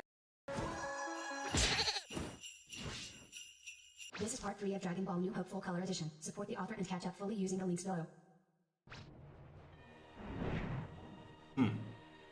Facing off with Krillin after receiving a surprise kick from the Earthling, Cell urges him to rejoice today, for the time has come for him to finally join his friends in the afterlife. He better be sure not to forget. Yeah, to Vegeta keep them is his showing. best. You know, in memory of the good old days. It feels like forever since he himself got to see the old, dead gang. It must feel even longer for him. Surprising the villain yet again, Krillin actually agrees. Cell can't imagine how impatient he is to be with him again. When he is, they can all reminisce of the time Gohan pounded Cell's face into a bleeding, contorted mess of what it once was. A face that was so full of fear, as a mere child beat him senseless. which is clearly He didn't not the like passive that. response the He android didn't was like expecting. that one. Saiyan is staring forward in frustration. He makes his way to the ground so they can continue this little chat face to face. Letting his emotions emerge, Cell hisses for this insignificant pest to mind his words. Has he already forgotten how pathetic he looked the last time they met? He was crawling at his feet, crying over the loss of that useless Android 18. He remembers, right? Though this is enough to anger Krillin too. He tells himself to calm down. He can't take Cell on by himself yet, so he has to buy some more time for Goten. Given his present demeanor, Cell figures that's all it took for him to return to his cowering self. Just a little refresher. The Earthling tells Cell he's curious about something. Cell has been terrorizing the entire universe for 13 years. Surely he's been to many places and fought many warriors. In all that time, has he met even a single one who was strong enough to face him? Who admits the universe is vast and full of civilizations. However, they are only as formidable as their greatest weakness. He devastated many galaxies, eradicated thousands of solar systems, killed billions of people. And among them, only a handful of warriors were able to entertain him. To be honest, he could only count them on one hand, and none of them are alive today to testify otherwise. Alas, it was only here where he was ever able to find a true challenge. But look where they are now. And Krillin thinks that's bad too. Things would have been a lot easier if he had never faced a challenge at all. That makes me think. Cell has gone to several galaxies, several solar systems, killed billions of people, like he said, right? Where did they go? Because on Earth, if you die, you go to Otherworld. What about those? Do they go to their own version of Otherworld? Are there different gods? Well, of course, we know there's like gods of destruction and stuff like that, but makes me think. Even small ones. Likely fearing anything above a massacre would only make him stronger. It is, however, worth noting, it's unlikely Cell has done much genuine training or received any significant Zenkai boost during Or a his different time on Kai. Earth. Probably go to a Of different course, Kai realm. if his statements are to be believed. Have a lookout. Already aware of his arrival, Dende and Popo tremble with fear as they listen in on the conversation. This monster brags about the billions of lives he's ended. Dende can't even imagine the atrocities that he's committed throughout the entirety of the universe. Bulma can't believe they managed to find someone even worse than that cretin Frieza. And technically, this one's actually an Earthling. At least more or less. Chi-Chi screeches out wondering why Krillin is just chatting up that cockroach instead of crushing him. Cockroach. But every passing minute matters. For every 10 minutes that passes out here, it's equal to more than 2 days for Goten in the hyperbolic time chamber. As we ourselves take a glimpse at Holy moly. He done destroyed the ship. Goten narrates to himself that he's been in here for almost a year already. Time really flies when you're busy. 2 more weeks and he thinks it'll be about the right time to leave. But first, he definitely needs a haircut. Easy. Since entering this room, he's gone further than he ever expected with his training. He really thought he could never be this strong. He wants Krillin to trust that if Cell ever comes back, he'll make sure that it costs the monster his life. Mind you, until this point in the story, Goten only really knows of Cell through the tellings of the remaining Z fighters. What about footage? There's probably killed the camera crew. Krillin then offers another question. What was it that happened in space which made him wish to destroy every set of Dragon Balls? Was it merely a random thought? Or did something happen to inspire this new crusade? Happy to oblige. After he devastated their planet, some Witchers tried to find them in order to eradicate him. When Cell heard of their intentions, he tortured them until they revealed all information possible about the power behind those orbs, and where to find them all. To our hero. This means Cell was clearly misinformed about the limitation of the balls. Unfortunately, even if they got the Dragon Balls, their plan wouldn't have worked. Their power is based on the power of who created them. Cell doesn't have to destroy the Earth. If the Dragon Balls could harm him, he would have been sent to hell a long time ago. The protectors of the Earth have heard the song and dance several times before. The dragon won't directly rid them of a villain. While the monster finds this interesting, he doesn't believe that's enough information to dissuade his decision. He thinks he'll do away with this world as planned. And given that hostile welcome Krillin delivered to him, it seems pretty obvious that this time, the Earthling is prepared to face his destiny and disappear along with his dear Earth. Is he right? Going to remove his cloak, Krillin grunts that he's more right than he could ever know. Ooh, idiot clothing. Assuming he was just going to go without resistance, it seems to Cell that the human would like an honorable death. He forgot that here, as laughable as it may be, he's considered to be a great warrior. Either way, he will give Krillin the fight to the death he seeks, the one he refused him many years ago.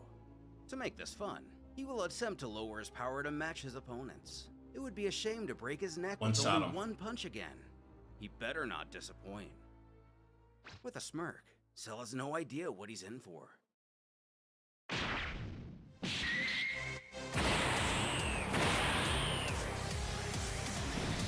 He can't feel it. Powering up, the villain can't help but notice that Krillin's hiding his ki, even despite powering up. Though he shrugs this off as no matter at the end of the day, unaware Krillin is an android and his ki is not able to be sensed at all. Get him. He scoffs that at least one of them is taking this seriously. Krillin thinks that Cell's lowered his strength so much, it'll take him some time to get back to his full power. He couldn't have asked for this much. Kaioken times 20 on top of it. The after image technique. How ridiculous. Go through him. There you go.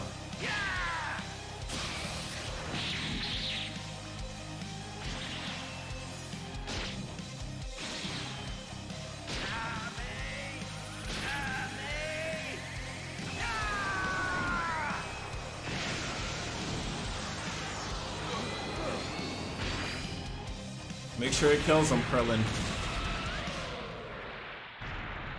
That's the shitty part about fighting Cell. Oh, android barrier. Catch the invader off guard. Cell's able to use an ability most recognizable as 17's ki barrier to shield him from the blast.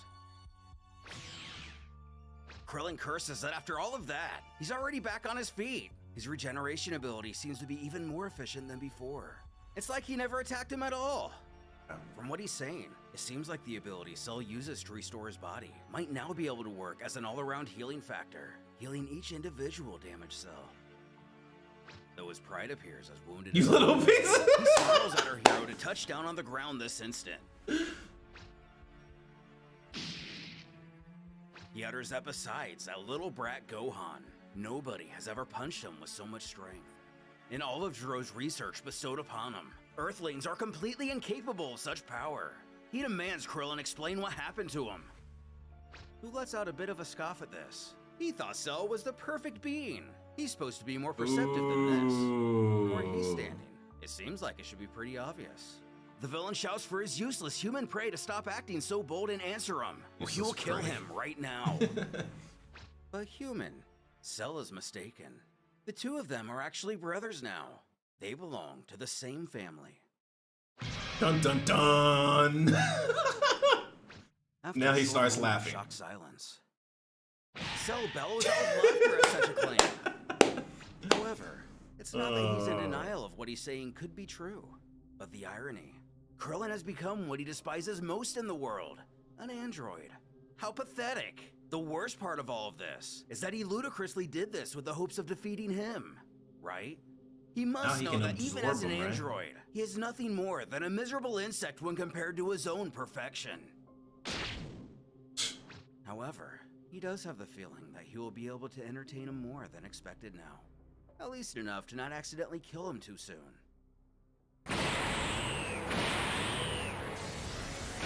Yikes.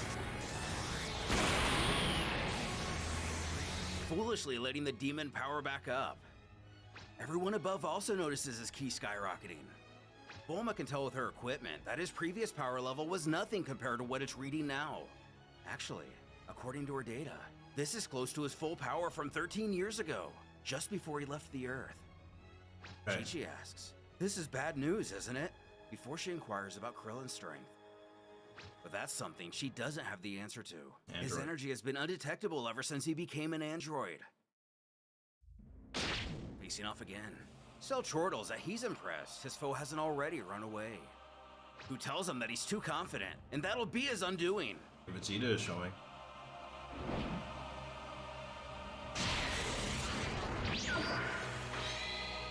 Instant transmission. Duck.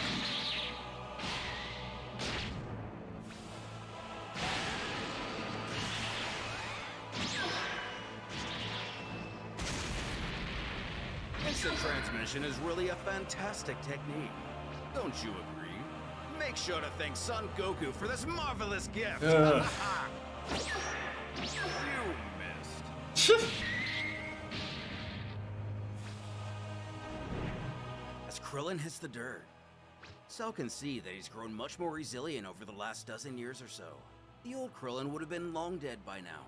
He must have been dedicating every minute of his life just for this inevitably futile moment. But they're just warming up, and he only hopes he hasn't reached his limit yet. Cell still has to pay him back for that little sneak attack from before. Today, Krillin will face a slow and painful death. Getting up, despite his level of new strength, Cell's raw power is still indeed largely superior to his own. Close combat is too dangerous, and it's not smart to try matching him blow for blow like this. Actually, it would be best to borrow one of Goten's tactics. But what could he mean? Krillin Killer beam? Killer blast? What is it, killer, but you killer know what blast? surprises him more? His lack of speed. He's so slow. Oof.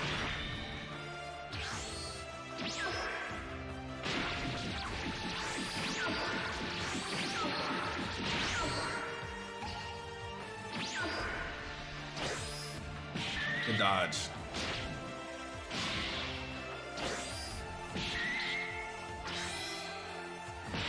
Man, Krillin out here beating ass.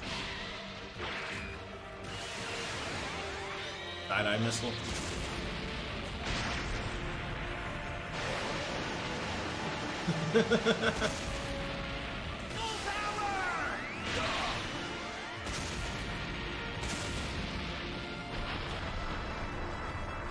Oh.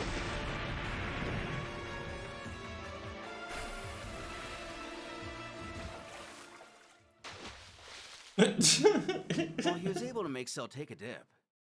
The biodroid calmly details how Krillin must have regrets that he didn't have this idea before the Cell games.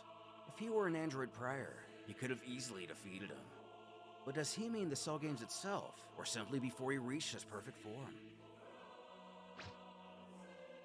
He ushers them to get back to land once more.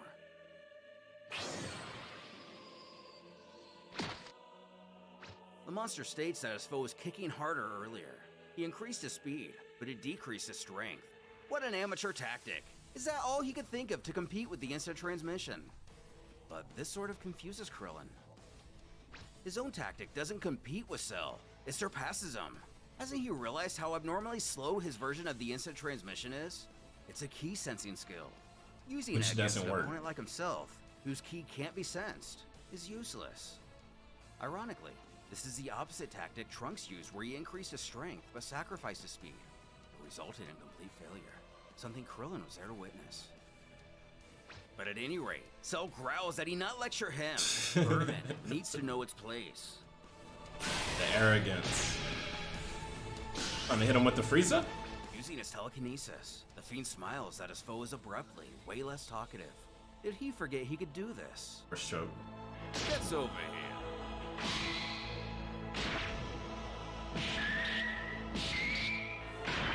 Beating him.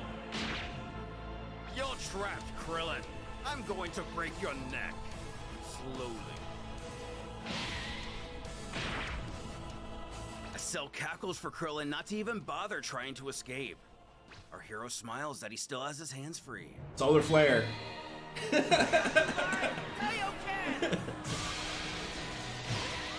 What? Solar flare times He 100? calls the solar flare times 100. Holy Blood crap. pours from the villain's face. Holy He screams crap. out in pain from the damage caused to his eyes. That was no ordinary solar flare. His eyes are completely calcinated. That's going to cost Krillin so Wow. much more.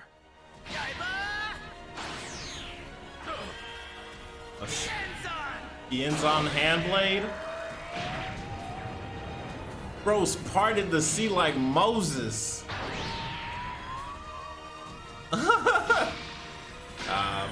Ame.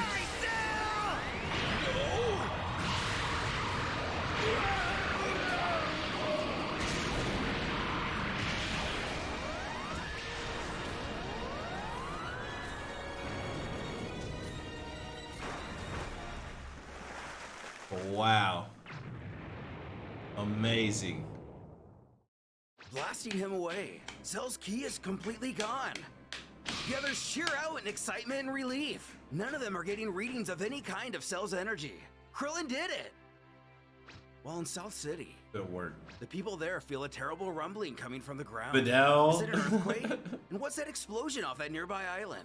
Hercule's a bum Couple of now. These people we recognize, though never had much of a chance to make an impact in the story. When a devastated Cell What? appears before Mr. Satan, stammering, he too recognizes this beast all too well. After regenerating, Cell thinks to himself that if he hadn't teleported here in time, that loser would have killed him. That's the second time that worm has forced him to regenerate, which at least mostly debunks the healing factor theory from before. It means Krillin obliterated him early in the fight as well. But now back in full force. So we got another Hercule tries to Zenkai. guard his daughter and tells her to get away. The android scoffs that he remembers this Earthling. He was the buffoon who clowned around at the opening of the Cell games. Thanks to his familiar ki, he was able to teleport himself over here just in time. He is truly grateful. As an expression of his gratitude, he's going to offer everyone here a quick and painless death. We're gonna hit him with the Nappa.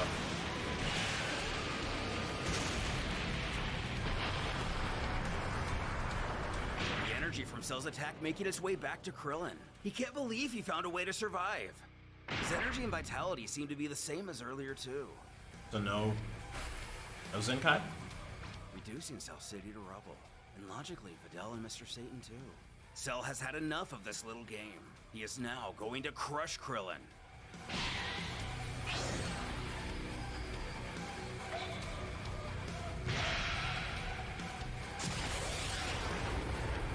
With the others. Well, Senzu Then would they be announce to perfect right everyone now. that the fight is resumed. Though already aware the beast survived, they can't believe how fast he was able to recover. Unfortunately, we can see on a drone monitor that Cell kept true to his word and is quickly beating Krillin down. Roshi can only plead that he hangs on. He's now taking Krillin seriously and not giving him any room to breathe. Dende wonders if he himself should get out there and try to heal him. Though Bulma argues that would Not be a worth bad it. idea. There's no way Cell's attention could be diverted long enough to get Krillin back to full health. He would likely be quickly killed as to get rid of the Dragon Balls. Chi-Chi bellows that they need to make their wish and force Goku and Gohan to come back to kill Cell. As they've been saying, this is too dangerous. Cell has been clear about destroying the planet this time. It's all or nothing and they need to. Roshi shouts to her that's enough. They've been enough. relying on the Dragon Balls every time there's a problem. It is now time for Krillin and Goten to be the ones to protect the Earth, not their dead friends. If they all don't learn how to take care of themselves, it takes all the purpose out of what it means to be alive. As a voice calls out, Grandpa Roshi's right. They won't need the Dragon Balls.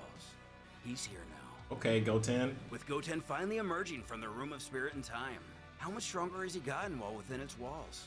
Will he be able to save Krillin from certain doom? If so, will they together save the Earth?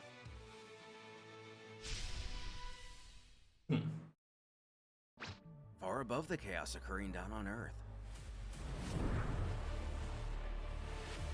Goten, sporting what looks like Bardock's prototype haircut, and more confidence than he ever had in the original series, cool-headedly remarks to the gang at Kami's Lookout that they don't have to worry anymore. He's going to take care of Cell for good. And given the recent events in Krillin's fight where the tides are turning against our Go get him, heroes, Goten. he couldn't have picked a better time. Though, Mama Hawk does what she does and brashly scurries over to her son, shouting he's here! He's finally here! She's missed him so much. And allowing himself Like hugging to a be rock over with for a all change. that muscle. He assures that he missed her too. But she wants to know what's up with this new haircut. She didn't approve of that. A bit taken aback. Girl said, "My He hair is just getting wanted to long." change it is all. Likely sick Let's of not the cut the remaining top. Resembles his father perfectly. His father, who he's yet to find respect for. Oh my But he goodness. only brings up that Grandpa Roshi kept confusing him with Goku, and it was getting old. Ruffling his new do, Chi-Chi huffs that he keeps calling him Goku instead of Dad. He's doing this to express his resentment towards him. She informs him that he may have inherited her own bad attitude, but he should know that whether he likes it or not, and just like his father was able to do, Goten's own presence is enough to fill everyone's hearts with hope. That's what he did best. The boy doesn't know how to respond to a comment like this. Alas, he resolves to get down to business as time is of the essence. He questions what's been going on since he was in the room. While it's only been a couple days for them, a couple years have passed for himself. He finds it weird he can sense Cell's energy, but not Krillin's. An inquiry that Bulma offers to fill him in on. More or less. She explains to him that a lot has happened since the last time he saw Krillin. In short, she was able to use Dr. Gero's research to convert Krillin into an android himself. This has made him more powerful than he ever dreamed possible. But it comes with a strange side effect. Given the artificial nature of his new anatomy, they can no longer sense his ki. This helps him understand how Krillin has gotten so strong, and how he's able to even hold a candle against the fabled Titan he's currently up against.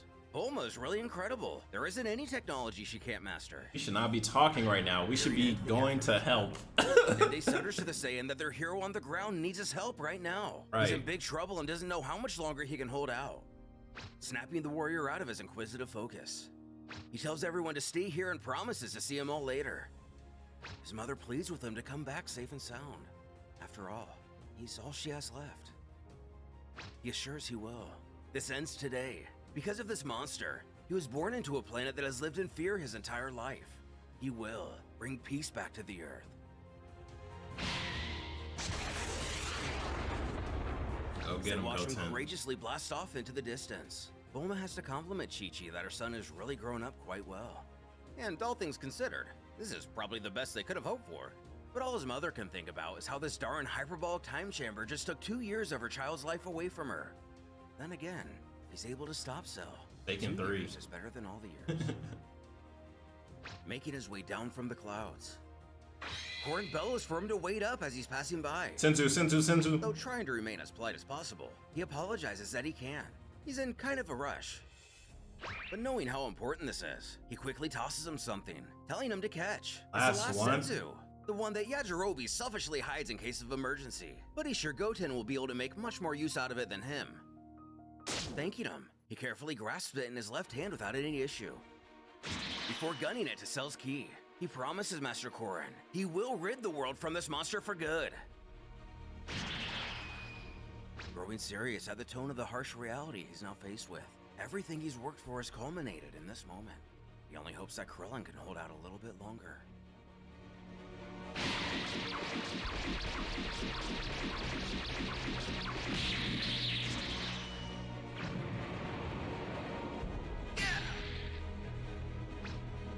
Not looking good.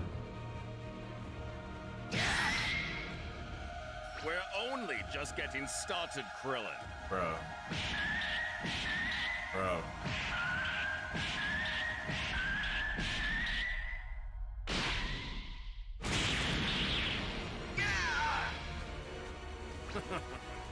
Now do you understand the gap between a vulgar android and perfection? Sinisterly holding his human prey by the shirt, and after quite a bit of manhandling, Cell chortles that Krillin's pathetic plan has failed, and miserably at that. But our hero begs to differ, spatting that his adversary is an oblivious idiot. It actually worked perfectly. He then takes a hold of one of Cell's arms with all of his strength, making sure he can't run off or move more than an inch. What's that? Boom! Right across the face.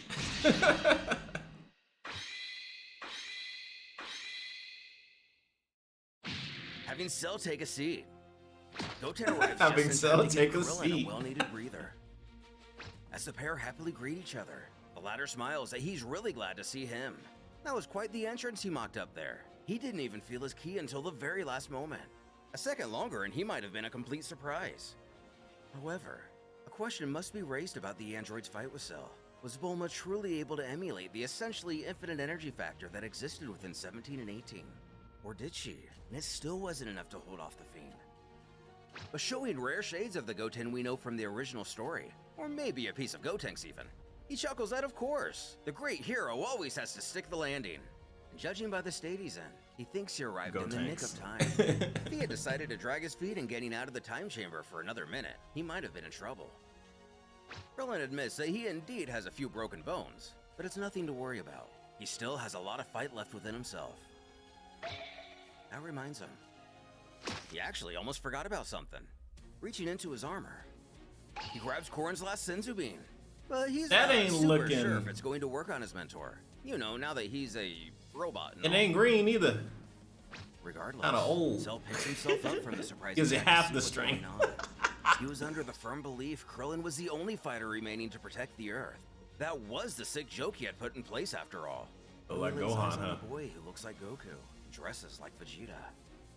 Krillin doesn't waste any time and mows down on the bean, bringing him back to full health.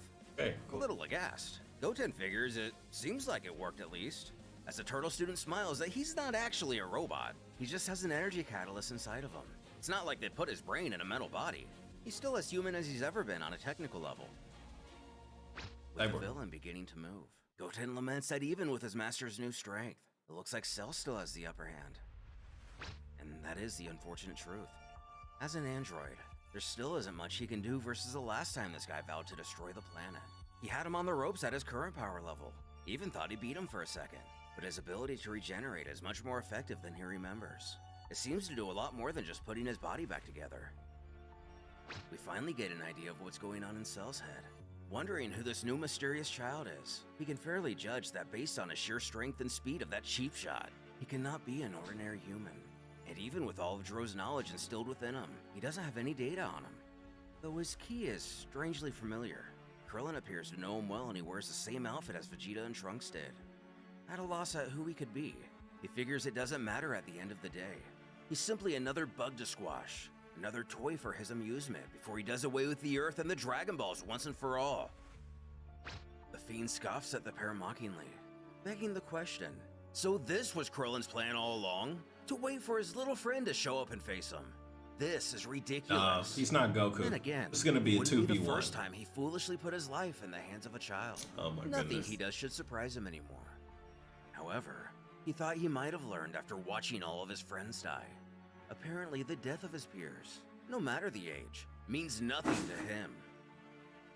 Of course, Krillin doesn't allow him to get in his head, knowing full well he's simply playing mind games at this point. He reaffirms in Goten not to listen to him, and together they can win. The biodroid continues his smug taunting to proclaim that if that were true, he wouldn't have merely stared on while he recovered himself with that senzu bean. Unlike them, he knows how to learn from his mistakes. Yeah, sure. When Goten makes a decision very indicative of his kinship with his father, even if absent, he wants to fight Cell alone. No way. Frantic as he should be, Krillin demands to know what he's talking about. Does he really think this is the time to be arrogant? No matter how strong he's gotten, he has no idea what this monster's capable of. He needs to be rational and think about the endless number of people who are counting on the two of them. The kid knew he'd be against the idea, but he needs to believe him when he says it has nothing to do with arrogance. Although he doesn't know how to explain it. There's a driving force within himself that's pushing him to fight Cell alone. And while he definitely doesn't want to admit it, given how long he knew Gohan and Goku, he knows this attitude all too well. He sighs in frustration and resignation, but there's no point for him trying to argue against the child's wishes. That's simply his competitive Saiyan blood talking. It's the same kind of thing his dad would have said. He may have cut his hair while in the Room of Spirit and Time, but he's still acting exactly like him. This only causes Goten to scowl that he not give him that slew of nonsense. Not now. Still holding on to a lot of resentment for All the the family and nonsense, friends but it's true. he never got to know. As stated in a previous chapter, he feels like they're all revered as these great timeless heroes. But if they're so great, why couldn't they defeat Cell? You're about to Goten find out claims why that they if he couldn't were as defeat stupid Cell. as his so-called father, he would have given that senzu to Cell instead of him. And even Krillin can't argue with that. Goku definitely made a few errors that put them at a disadvantage. Yeah. But the Saiyan promises he will make this guy pay 100-fold for all the stagnant pain he's caused. He won't get away with what he's done, and by the end of this, he will feel several times over the same suffering he has inflicted. Right, Goten. Krillin can't believe what See he's it. hearing. While the kid still has a bit of the same attitude and arrogance he's always had, not to mention the disdain for his dad. But the thing that sticks out the most is that he's so calm and collected. It's like he's not even the same person since going into the Room of Spirit and Time. Although some of this can be chalked up to maturity with age, it seems like he was able to do some deep reflection during his solitude within that realm. But all of this could also be seen as a red flag. He's never been in a life or death battle before. True. Part of being human is feeling First like the one. less we know, the more we're prepared.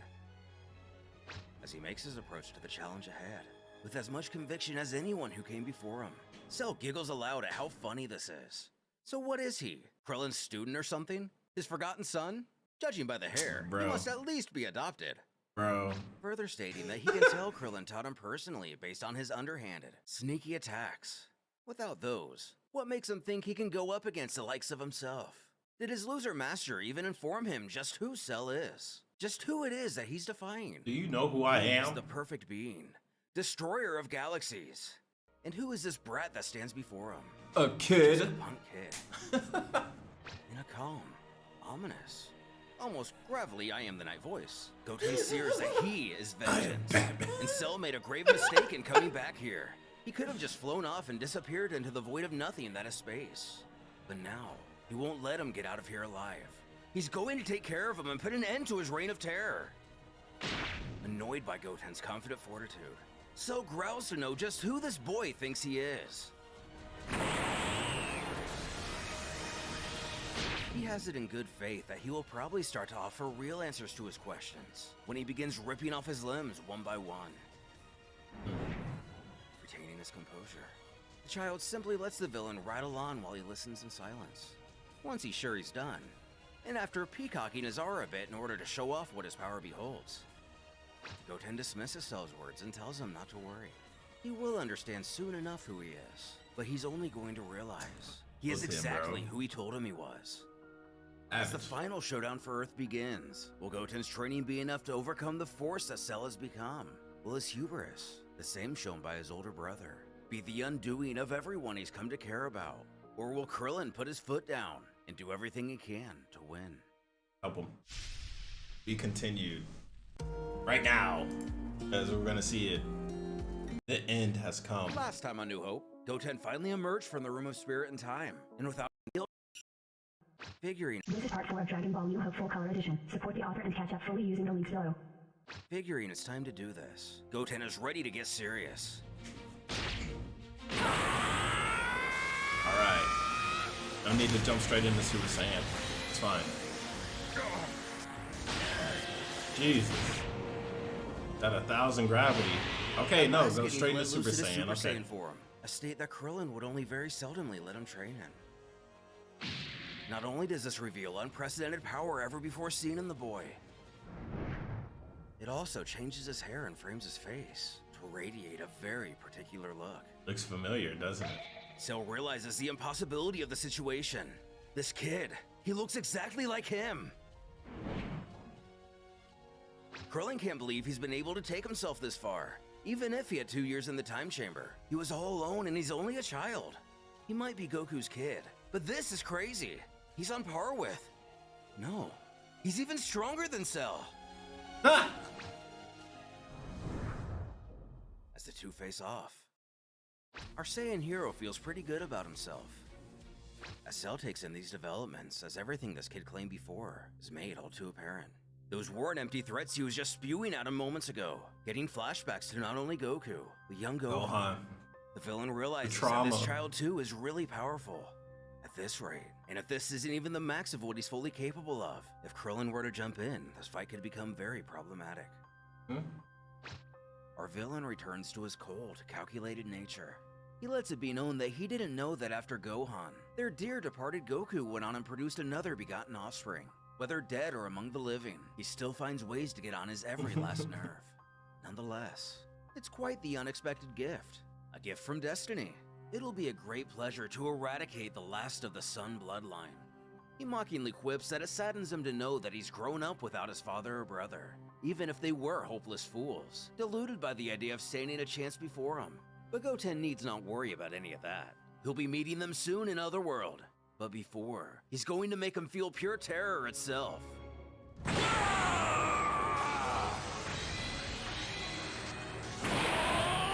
Reminds me of Eva.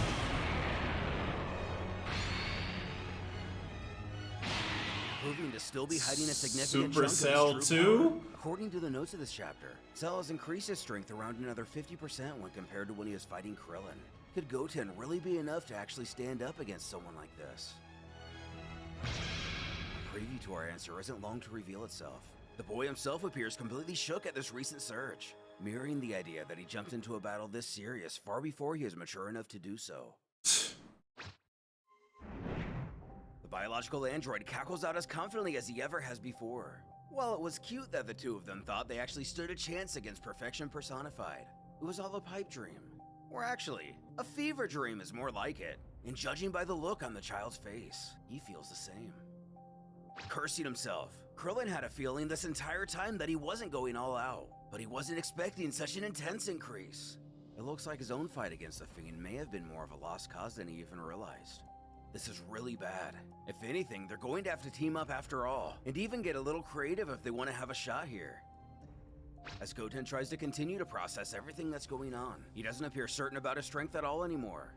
The invader taunts him, asking with a slight pause if he's shaking. Is this what it took him to finally understand? Even something as mighty as a Super Saiyan can do nothing against him. He told this banal runt before. He is the perfect being. He has complete domination of the universe. Though he should be proud. No one in his 13 years of life has ever made him exert his full strength. With no other choice, Krillin doubles back to restate that if he wasn't before, he is much too strong to fight alone now. They have to work together. It's the only way they even have a chance in saving everyone. Though Goten is just as defiant as before. Barking, there's no way he's willing to team up for this. Causing our other hero to turn white in the face. Feeling a breeze of panic shoot up his back. He thinks to himself that this is insane. He has no chance of winning alone. All he's going to do is throw his life away. Goten, your Vegeta is showing. The boy turns back to face his opponent, uttering that he guesses it'll just be a little more complicated than he thought before. In all honesty, he didn't think he was going to be this strong, but his resolve remains intact. He's going to finish Cell right here and now, alone. He recommends that his mentor back off a little ways. This is going to get rough. Who, albeit a little sheepishly, does so without further complaint. Cell chortles at what he calls the recklessness of youth, flinging himself headfirst into a battle he's completely blind to the realities of. Or maybe, the child is just losing his mind. Just like his big brother could be seen deliriously talking to himself, right before being obliterated from reality. When of course we know he is speaking to Goku, who is in Otherworld. But at last, Goten snaps and hisses for Cell to shut his mouth. The time has come for him to pay for all the horrible things he's done, all of the innocent people he's murdered, and all the lives he's ruined. This creature's entire existence has been about causing nothing short of suffering and destruction, all throughout the universe. And here, nearly every single person on this planet still carries the memory of him tormenting them, like it were a game. A memory the young Saiyan himself doesn't have. He bellows that he is Son Goten, protector of humanity, and he's going to crush him with his full power. Let's see you, Goten.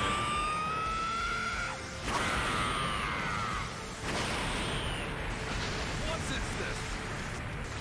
As Goten gives it his all and furiously powers up again. Krillin, for the third time in the last 5 minutes, is completely bewildered by the energy and blunt power emanating right in front of him. And as the dust clears, and an eerie, deafening silence fills the battlefield, where only settling debris can be heard, Goten growls. Is that fear? Is that fear I see in your eyes, Cell? Our young hero stunningly unveils the form that once caused so much deep, internal fear within Cell. The trauma. Same the Saiyan's own brother tapped into. But unlike him, Goten has actually had plenty of time to get used to its overwhelming, fierce nature. Smirking with a slight demeanor, he informs his foe that he's feeling that for the second time in Cell's miserable existence, his so-called perfection has been overtaken. But this time, he can only hope that his pitiful pride will allow him to fight with some honor for a change, without some pathetic self-destruction attempt. For the perfect being, he sure has a lot of flaws to work on. Ooh, Getting caught with that stupid look on his face yet again, Cell's dumbfounded. How? How is this possible? This must be some kind of sick prank the universe is pulling on him. He thought only Gohan could use that power-up. And like the instant transmission, Cell's perfect body was able to absorb and learn it, almost effortlessly. The biodroid knows in his heart of hearts that he has never been so powerful as he is today, at this very moment. Yet, like his cursed brother before him, this Goten dares to defy his perfection. He won't accept it! Krillin is somehow even more distraught than their adversary. He did it. He's reached the same level as Gohan did when Cell initially attacked, when they were at their highest hope of beating this guy. Goten has managed to surpass Super Saiyan. He's a genius! Really, he is. He did it by himself. While a short stare-down ensues, the villain tries his best to brush off this most recent bit of bad news, letting out a chuckle, even if maybe a nervous one. He admits Goten can color him impressed. There is no denying that his raw power exceeds his own. They can both sense it, so he just wants to put that on the table for everyone to see. But he dare not think even for the blink of an eye this means anything. The boy's lack of experience hinders his critical thinking, and if he believes a slight advantage will be enough to beat him, he's even more stupid than his brother. Gohan also possessed superior power, but where is he now? As cold as he can muster, Goten presses forward towards his adversary and utters, "He won't be as sloppy as him." There you go. Learn from the past.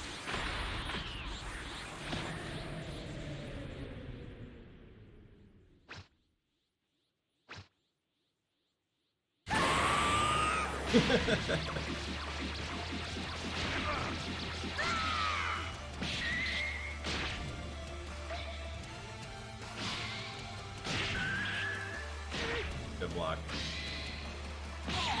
Ooh, make him spit up 18 if she was still in him.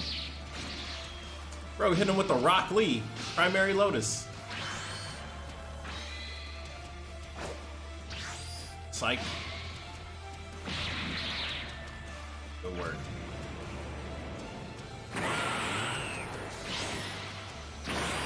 He's hurt.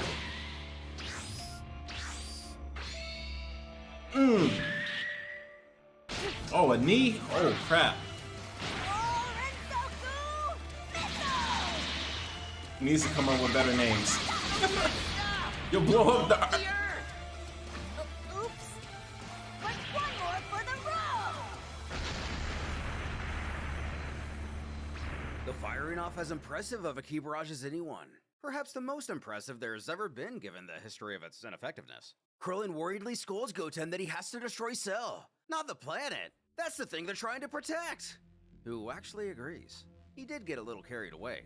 But one thing's for sure. That's the one There's no handicap. way he's coming out of that unscathed. He might not be dead, but he knows it had to have at least hurt a whole heck of a lot. He missed. Sure enough, he's Oh, right. okay.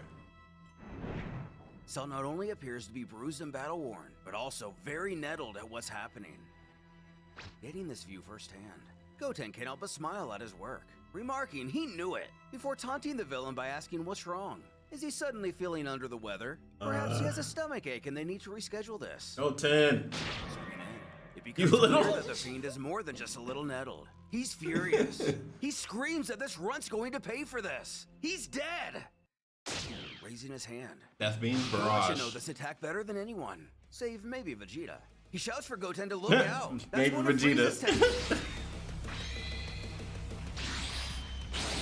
The Frieza theme, metal remix. Take this!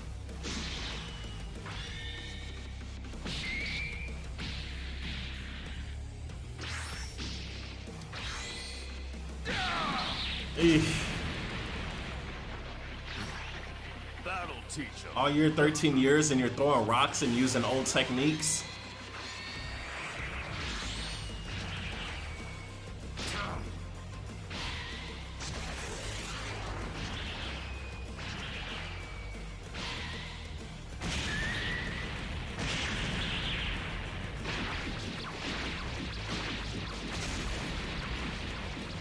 While their attacks echo and rumble through the entirety of the planet. And the likes of Kami's Lookout. Even though he's seen some of the most incredible battles of all time, this one really takes the cake. It's like every blow shakes the whole planet, like they're in an ocean and the entire Earth is a tiny boat.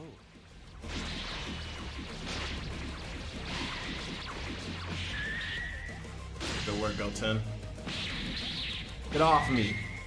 You scum! You scum! With the battle beginning to even out. Albeit with Cell getting the most recent effective hit in. As his foe touches down, Nothing. Goten cheerfully walks towards him, with elation in his voice. He announces that Cell is beginning to slow down, and his punches are weakening. This'll be over soon enough, so the big bad monster shouldn't worry. He'll be done playing with them soon. You're speaking like Gohan. Bleeding at the mouth. Cell returns a smile and is ready to fully admit Goten is apparently the strongest warrior in the universe. Although, to repeat himself, the boy will not win this fight. Getting back to his sadistic mind games, the villain remembers back to when he killed Gohan. just before he disintegrated into ashes, becoming no more recognizable than the dust on the desert floor. The final word he yelled was Dad. He's curious who Goten will call out to before he dies. Perhaps Mom, or maybe even Krillin. It'll be so fun to find out. Press the button. Showing one of the first signs of genuine respect for his fallen family. This causes a fury to build up within the orphaned boy. He screeches out to Cell that he's going to kill him.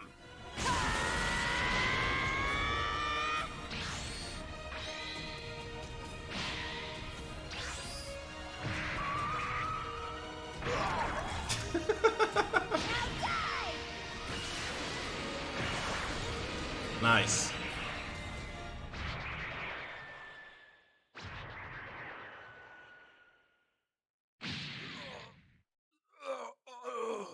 Cell quickly comes to regret his most recent insult. Picking himself from the dry dirt. And carrying a little less weight than he did a couple seconds ago.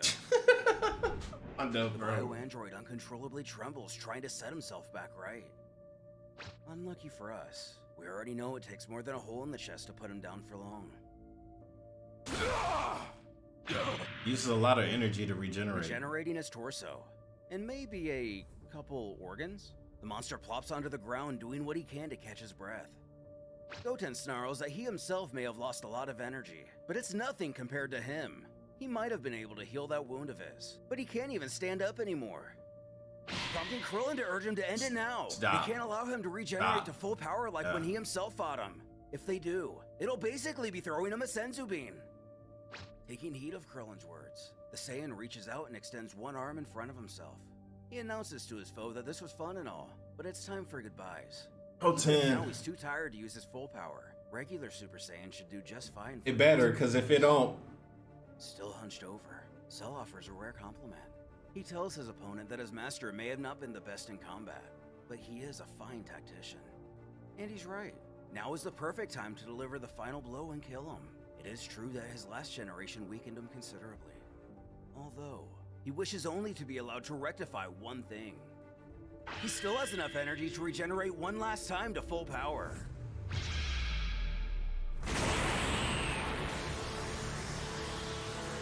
bro, why didn't you kill him? Laughs in triumph as our heroes stand by in shock. Left only to wonder how things have gotten to where they are. There is nothing they can do against him. Perfect being, yada yada. And judging by the fear distorting their faces, the villain is starting to believe. They finally understood that all hope is lost. And since they're about to die, he will fill them in on something very important. Among all the cells which compose his body, the ones from the Namekians are probably the most useful. Yeah. Well, No, that is, saying- if you know how to use their full potential. Something Piccolo never accomplished, unlike himself. Cursing, Krillin realizes he had everything planned from the start. He should have known. This is why he's been acting so confident, even despite Goten's superiority. With Cell returning to full health using the aid of his regeneration abilities, how will the exhausted, Keep making the powered down same Goten stand a mistakes. chance? The Will he same finally allow Krillin to mistakes. intervene and assist in the fight? Or is history doomed to repeat itself and draw the story to a close for good? Sorry to disappoint you, About to say, Krillin. that's it?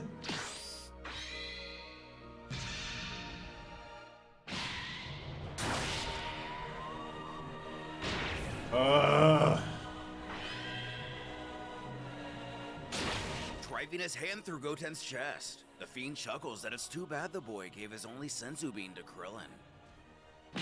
Bro, I don't even think a sense of being gonna help that. Torments, that's one little vermin taken care of. Dende. As these events broadcast their way to the lookout, Dende. this sight is too much for the concerned mother.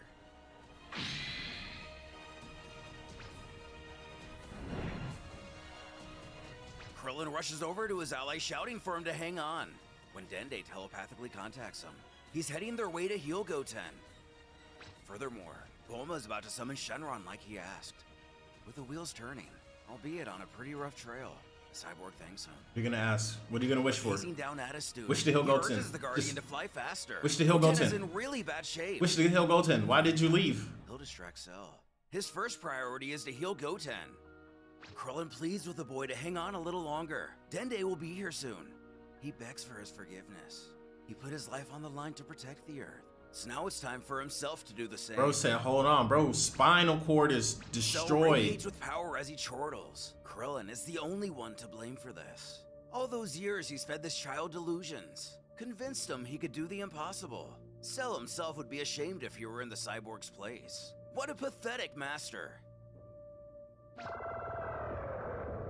With the others, Shenron towers above the lookout. He informs the summoners that his power has recently been increased, meaning his wish-granting abilities can now do more than ever before.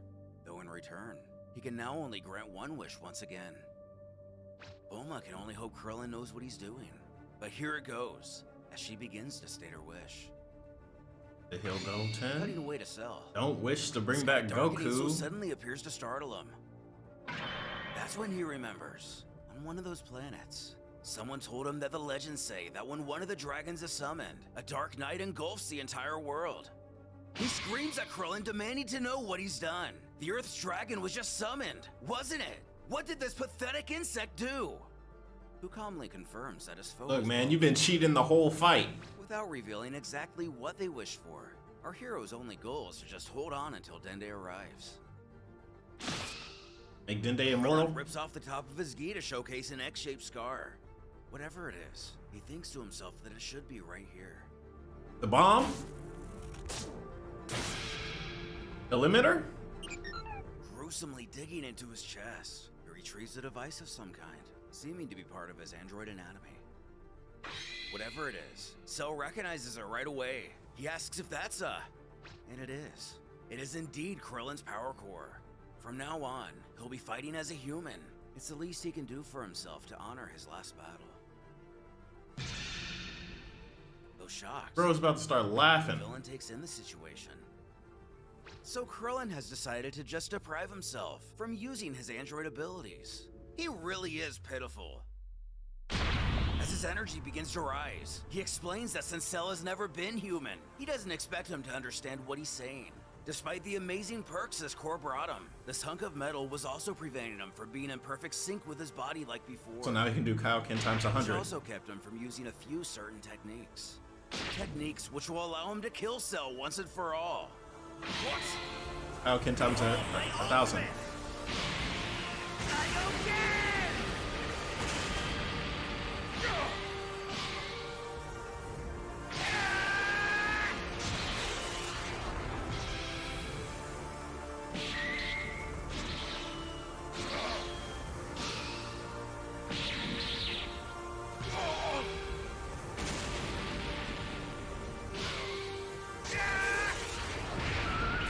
Let's go.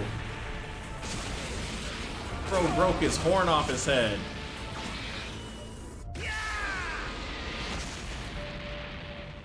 Let's go, Krillin. Beat his ass.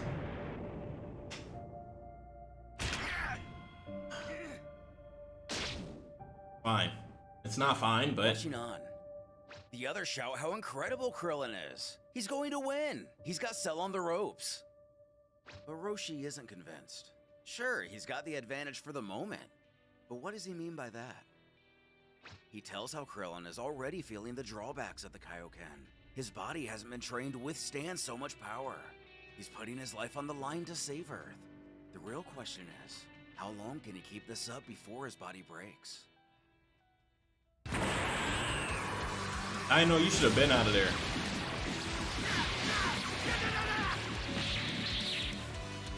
Yeah, man, it is all.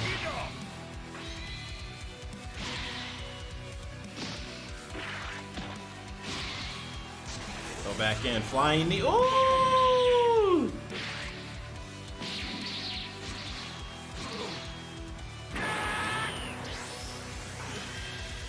He's gonna. Okay. I was gonna say he's gonna kick him in half. He's gonna bisect him.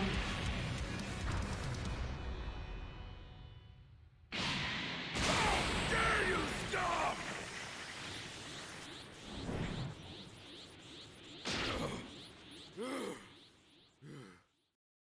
Catching his breath, the battle-worn Cell stutters that this is intolerable. How dare this miserable human? With whom?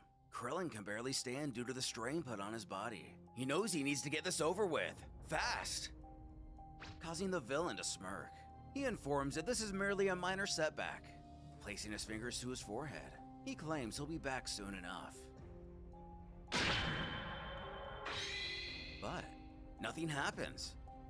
He tries again, visibly frustrated, wondering what's going on. No He energy. can't feel any key signature anywhere, which means Krillin was right.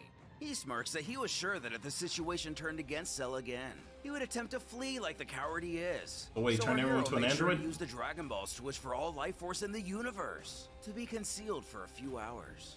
Now Cell has nowhere to run. He's stuck here. Okay, that's an interesting plan. What have you done? Hey, Cell! Kaioken!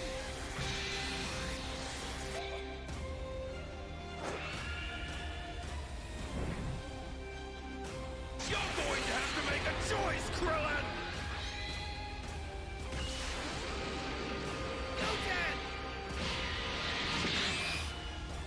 Deflecting the blast and saving Goten's life. The explosion isn't lost on Dende. He prays they hang on tight. He's coming.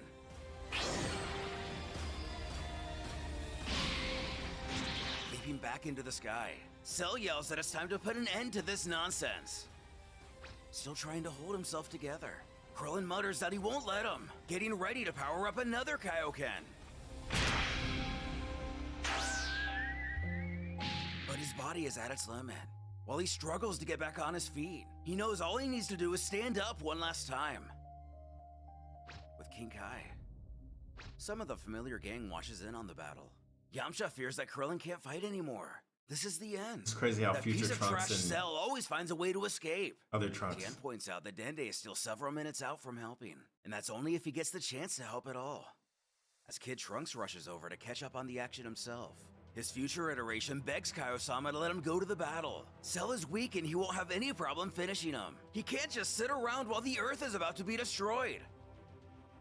Maybe because there's little choice, or maybe due to a bit of favoritism towards our heroes. The deity grants his request. Trunks may go. If he flies at full speed, he should be able to make it to Yema's check-in station in a matter of seconds. He will be alerted of the Saiyan's arrival and intentions. Happy to get this answer, Trunks powers up as his teacher informs him that once he's there, Trunks will be teleported to Earth for 24 hours before coming back, urging him to leave now and get rid of that monster for them all, assuring they can count on him. His child counterpart powers up too, telling his big bro that he's coming with him, but there's no way his other will allow that. Ignorant to what he'd be facing, he pleads to be allowed to go to Earth too. He also wants to fight Cell, but future Trunks has had enough and states it's far too dangerous, and he's not near strong enough to face him. Countering, he may not have trained in a long time, but he can still be useful, whether he agrees or not. Kid Trunks shouts he's coming with him.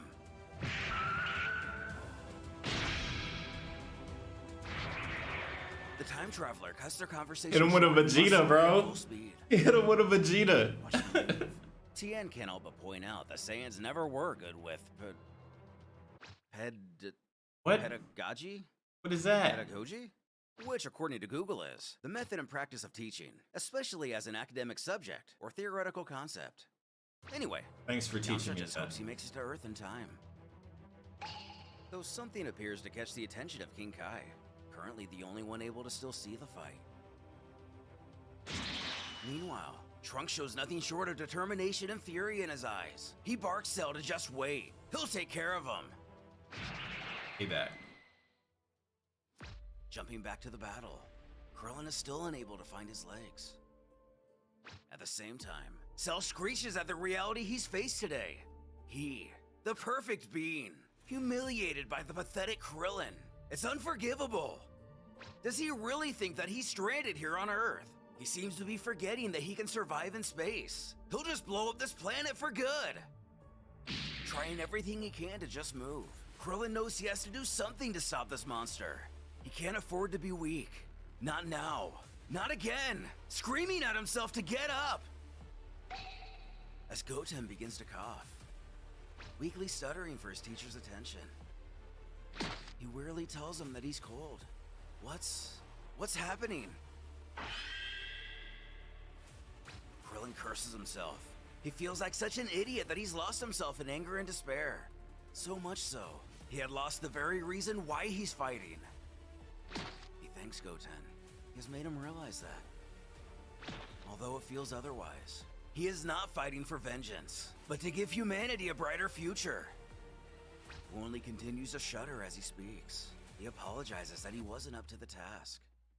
He, like his brother and father, has failed. His mentor snaps for him not to say that. He's been incredible. He must not lose his confidence in his own abilities. Because now, a great responsibility rests on the young man's shoulders. He is Son Goten, protector of humanity. And Cell. He promises Cell that he will die today. The strength. Finding the will to power up one last Kaioken. It's incredible. The villain reaches out his hands, furious at the sight below. He bellows that he'll make Krillin disappear alongside of his planet. Almost ironically, Cell begins to charge a Kamehameha. Krillin believes it's the perfect time to finally use what he's been saving. This way, he doesn't have a chance of damaging the Earth.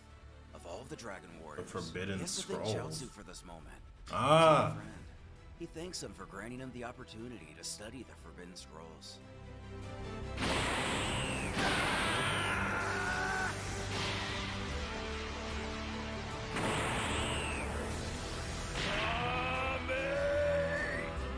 Our hero sneers that he will personally be escorting this monster to Yama's place.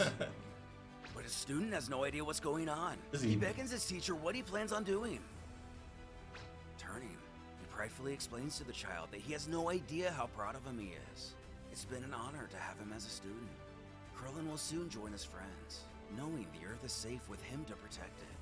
He thanks the boy for giving his life purpose again, bidding him goodbye.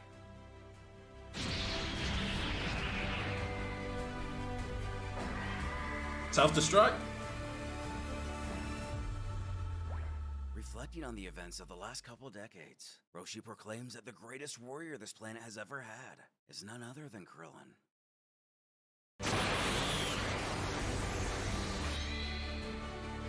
Stay away, you cretin! You cretin.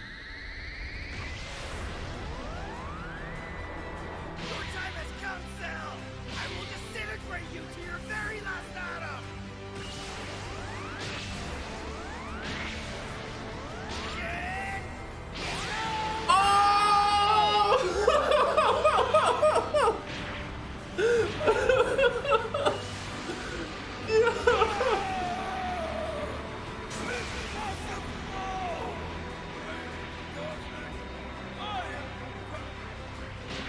It's finally over. Goodbye, my friends.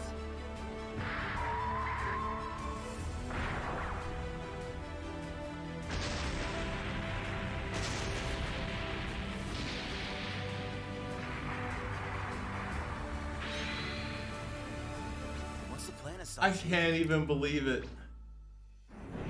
King Kai slumps over and announces that Krillin did it. He destroyed Cell at the cost of his own life. Bro. When Trunks finds himself at Earth's check-in station, he rushes in shouting to Yama that he has to go to Earth immediately, on King Kai's orders. However, the Judge of All smiles that there is no need. That piece of garbage Cell is finally dead. Krillin was incredible. He sacrificed himself to save the Earth. Although a little taken aback by this news, looks like Yama and the others were watching in on the fight too. Bro. On the lookout. Bulma belts out in anguish at the loss of yet another longtime friend. Chi-Chi is still unconscious. And also heartbroken. Roshi offers his student a symbolic last farewell.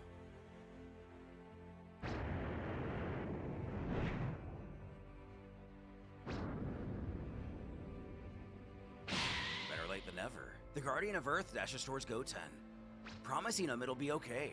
He's here to heal him now.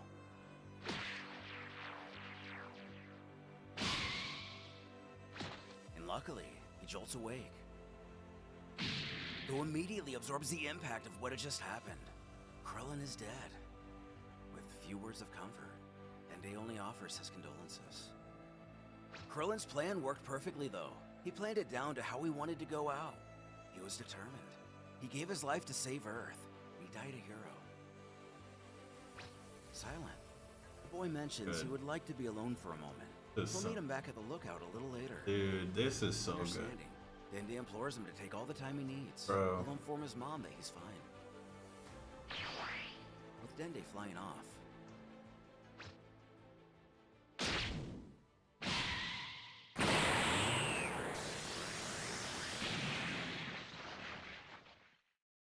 he screams out after his master. Hope you learn after this long.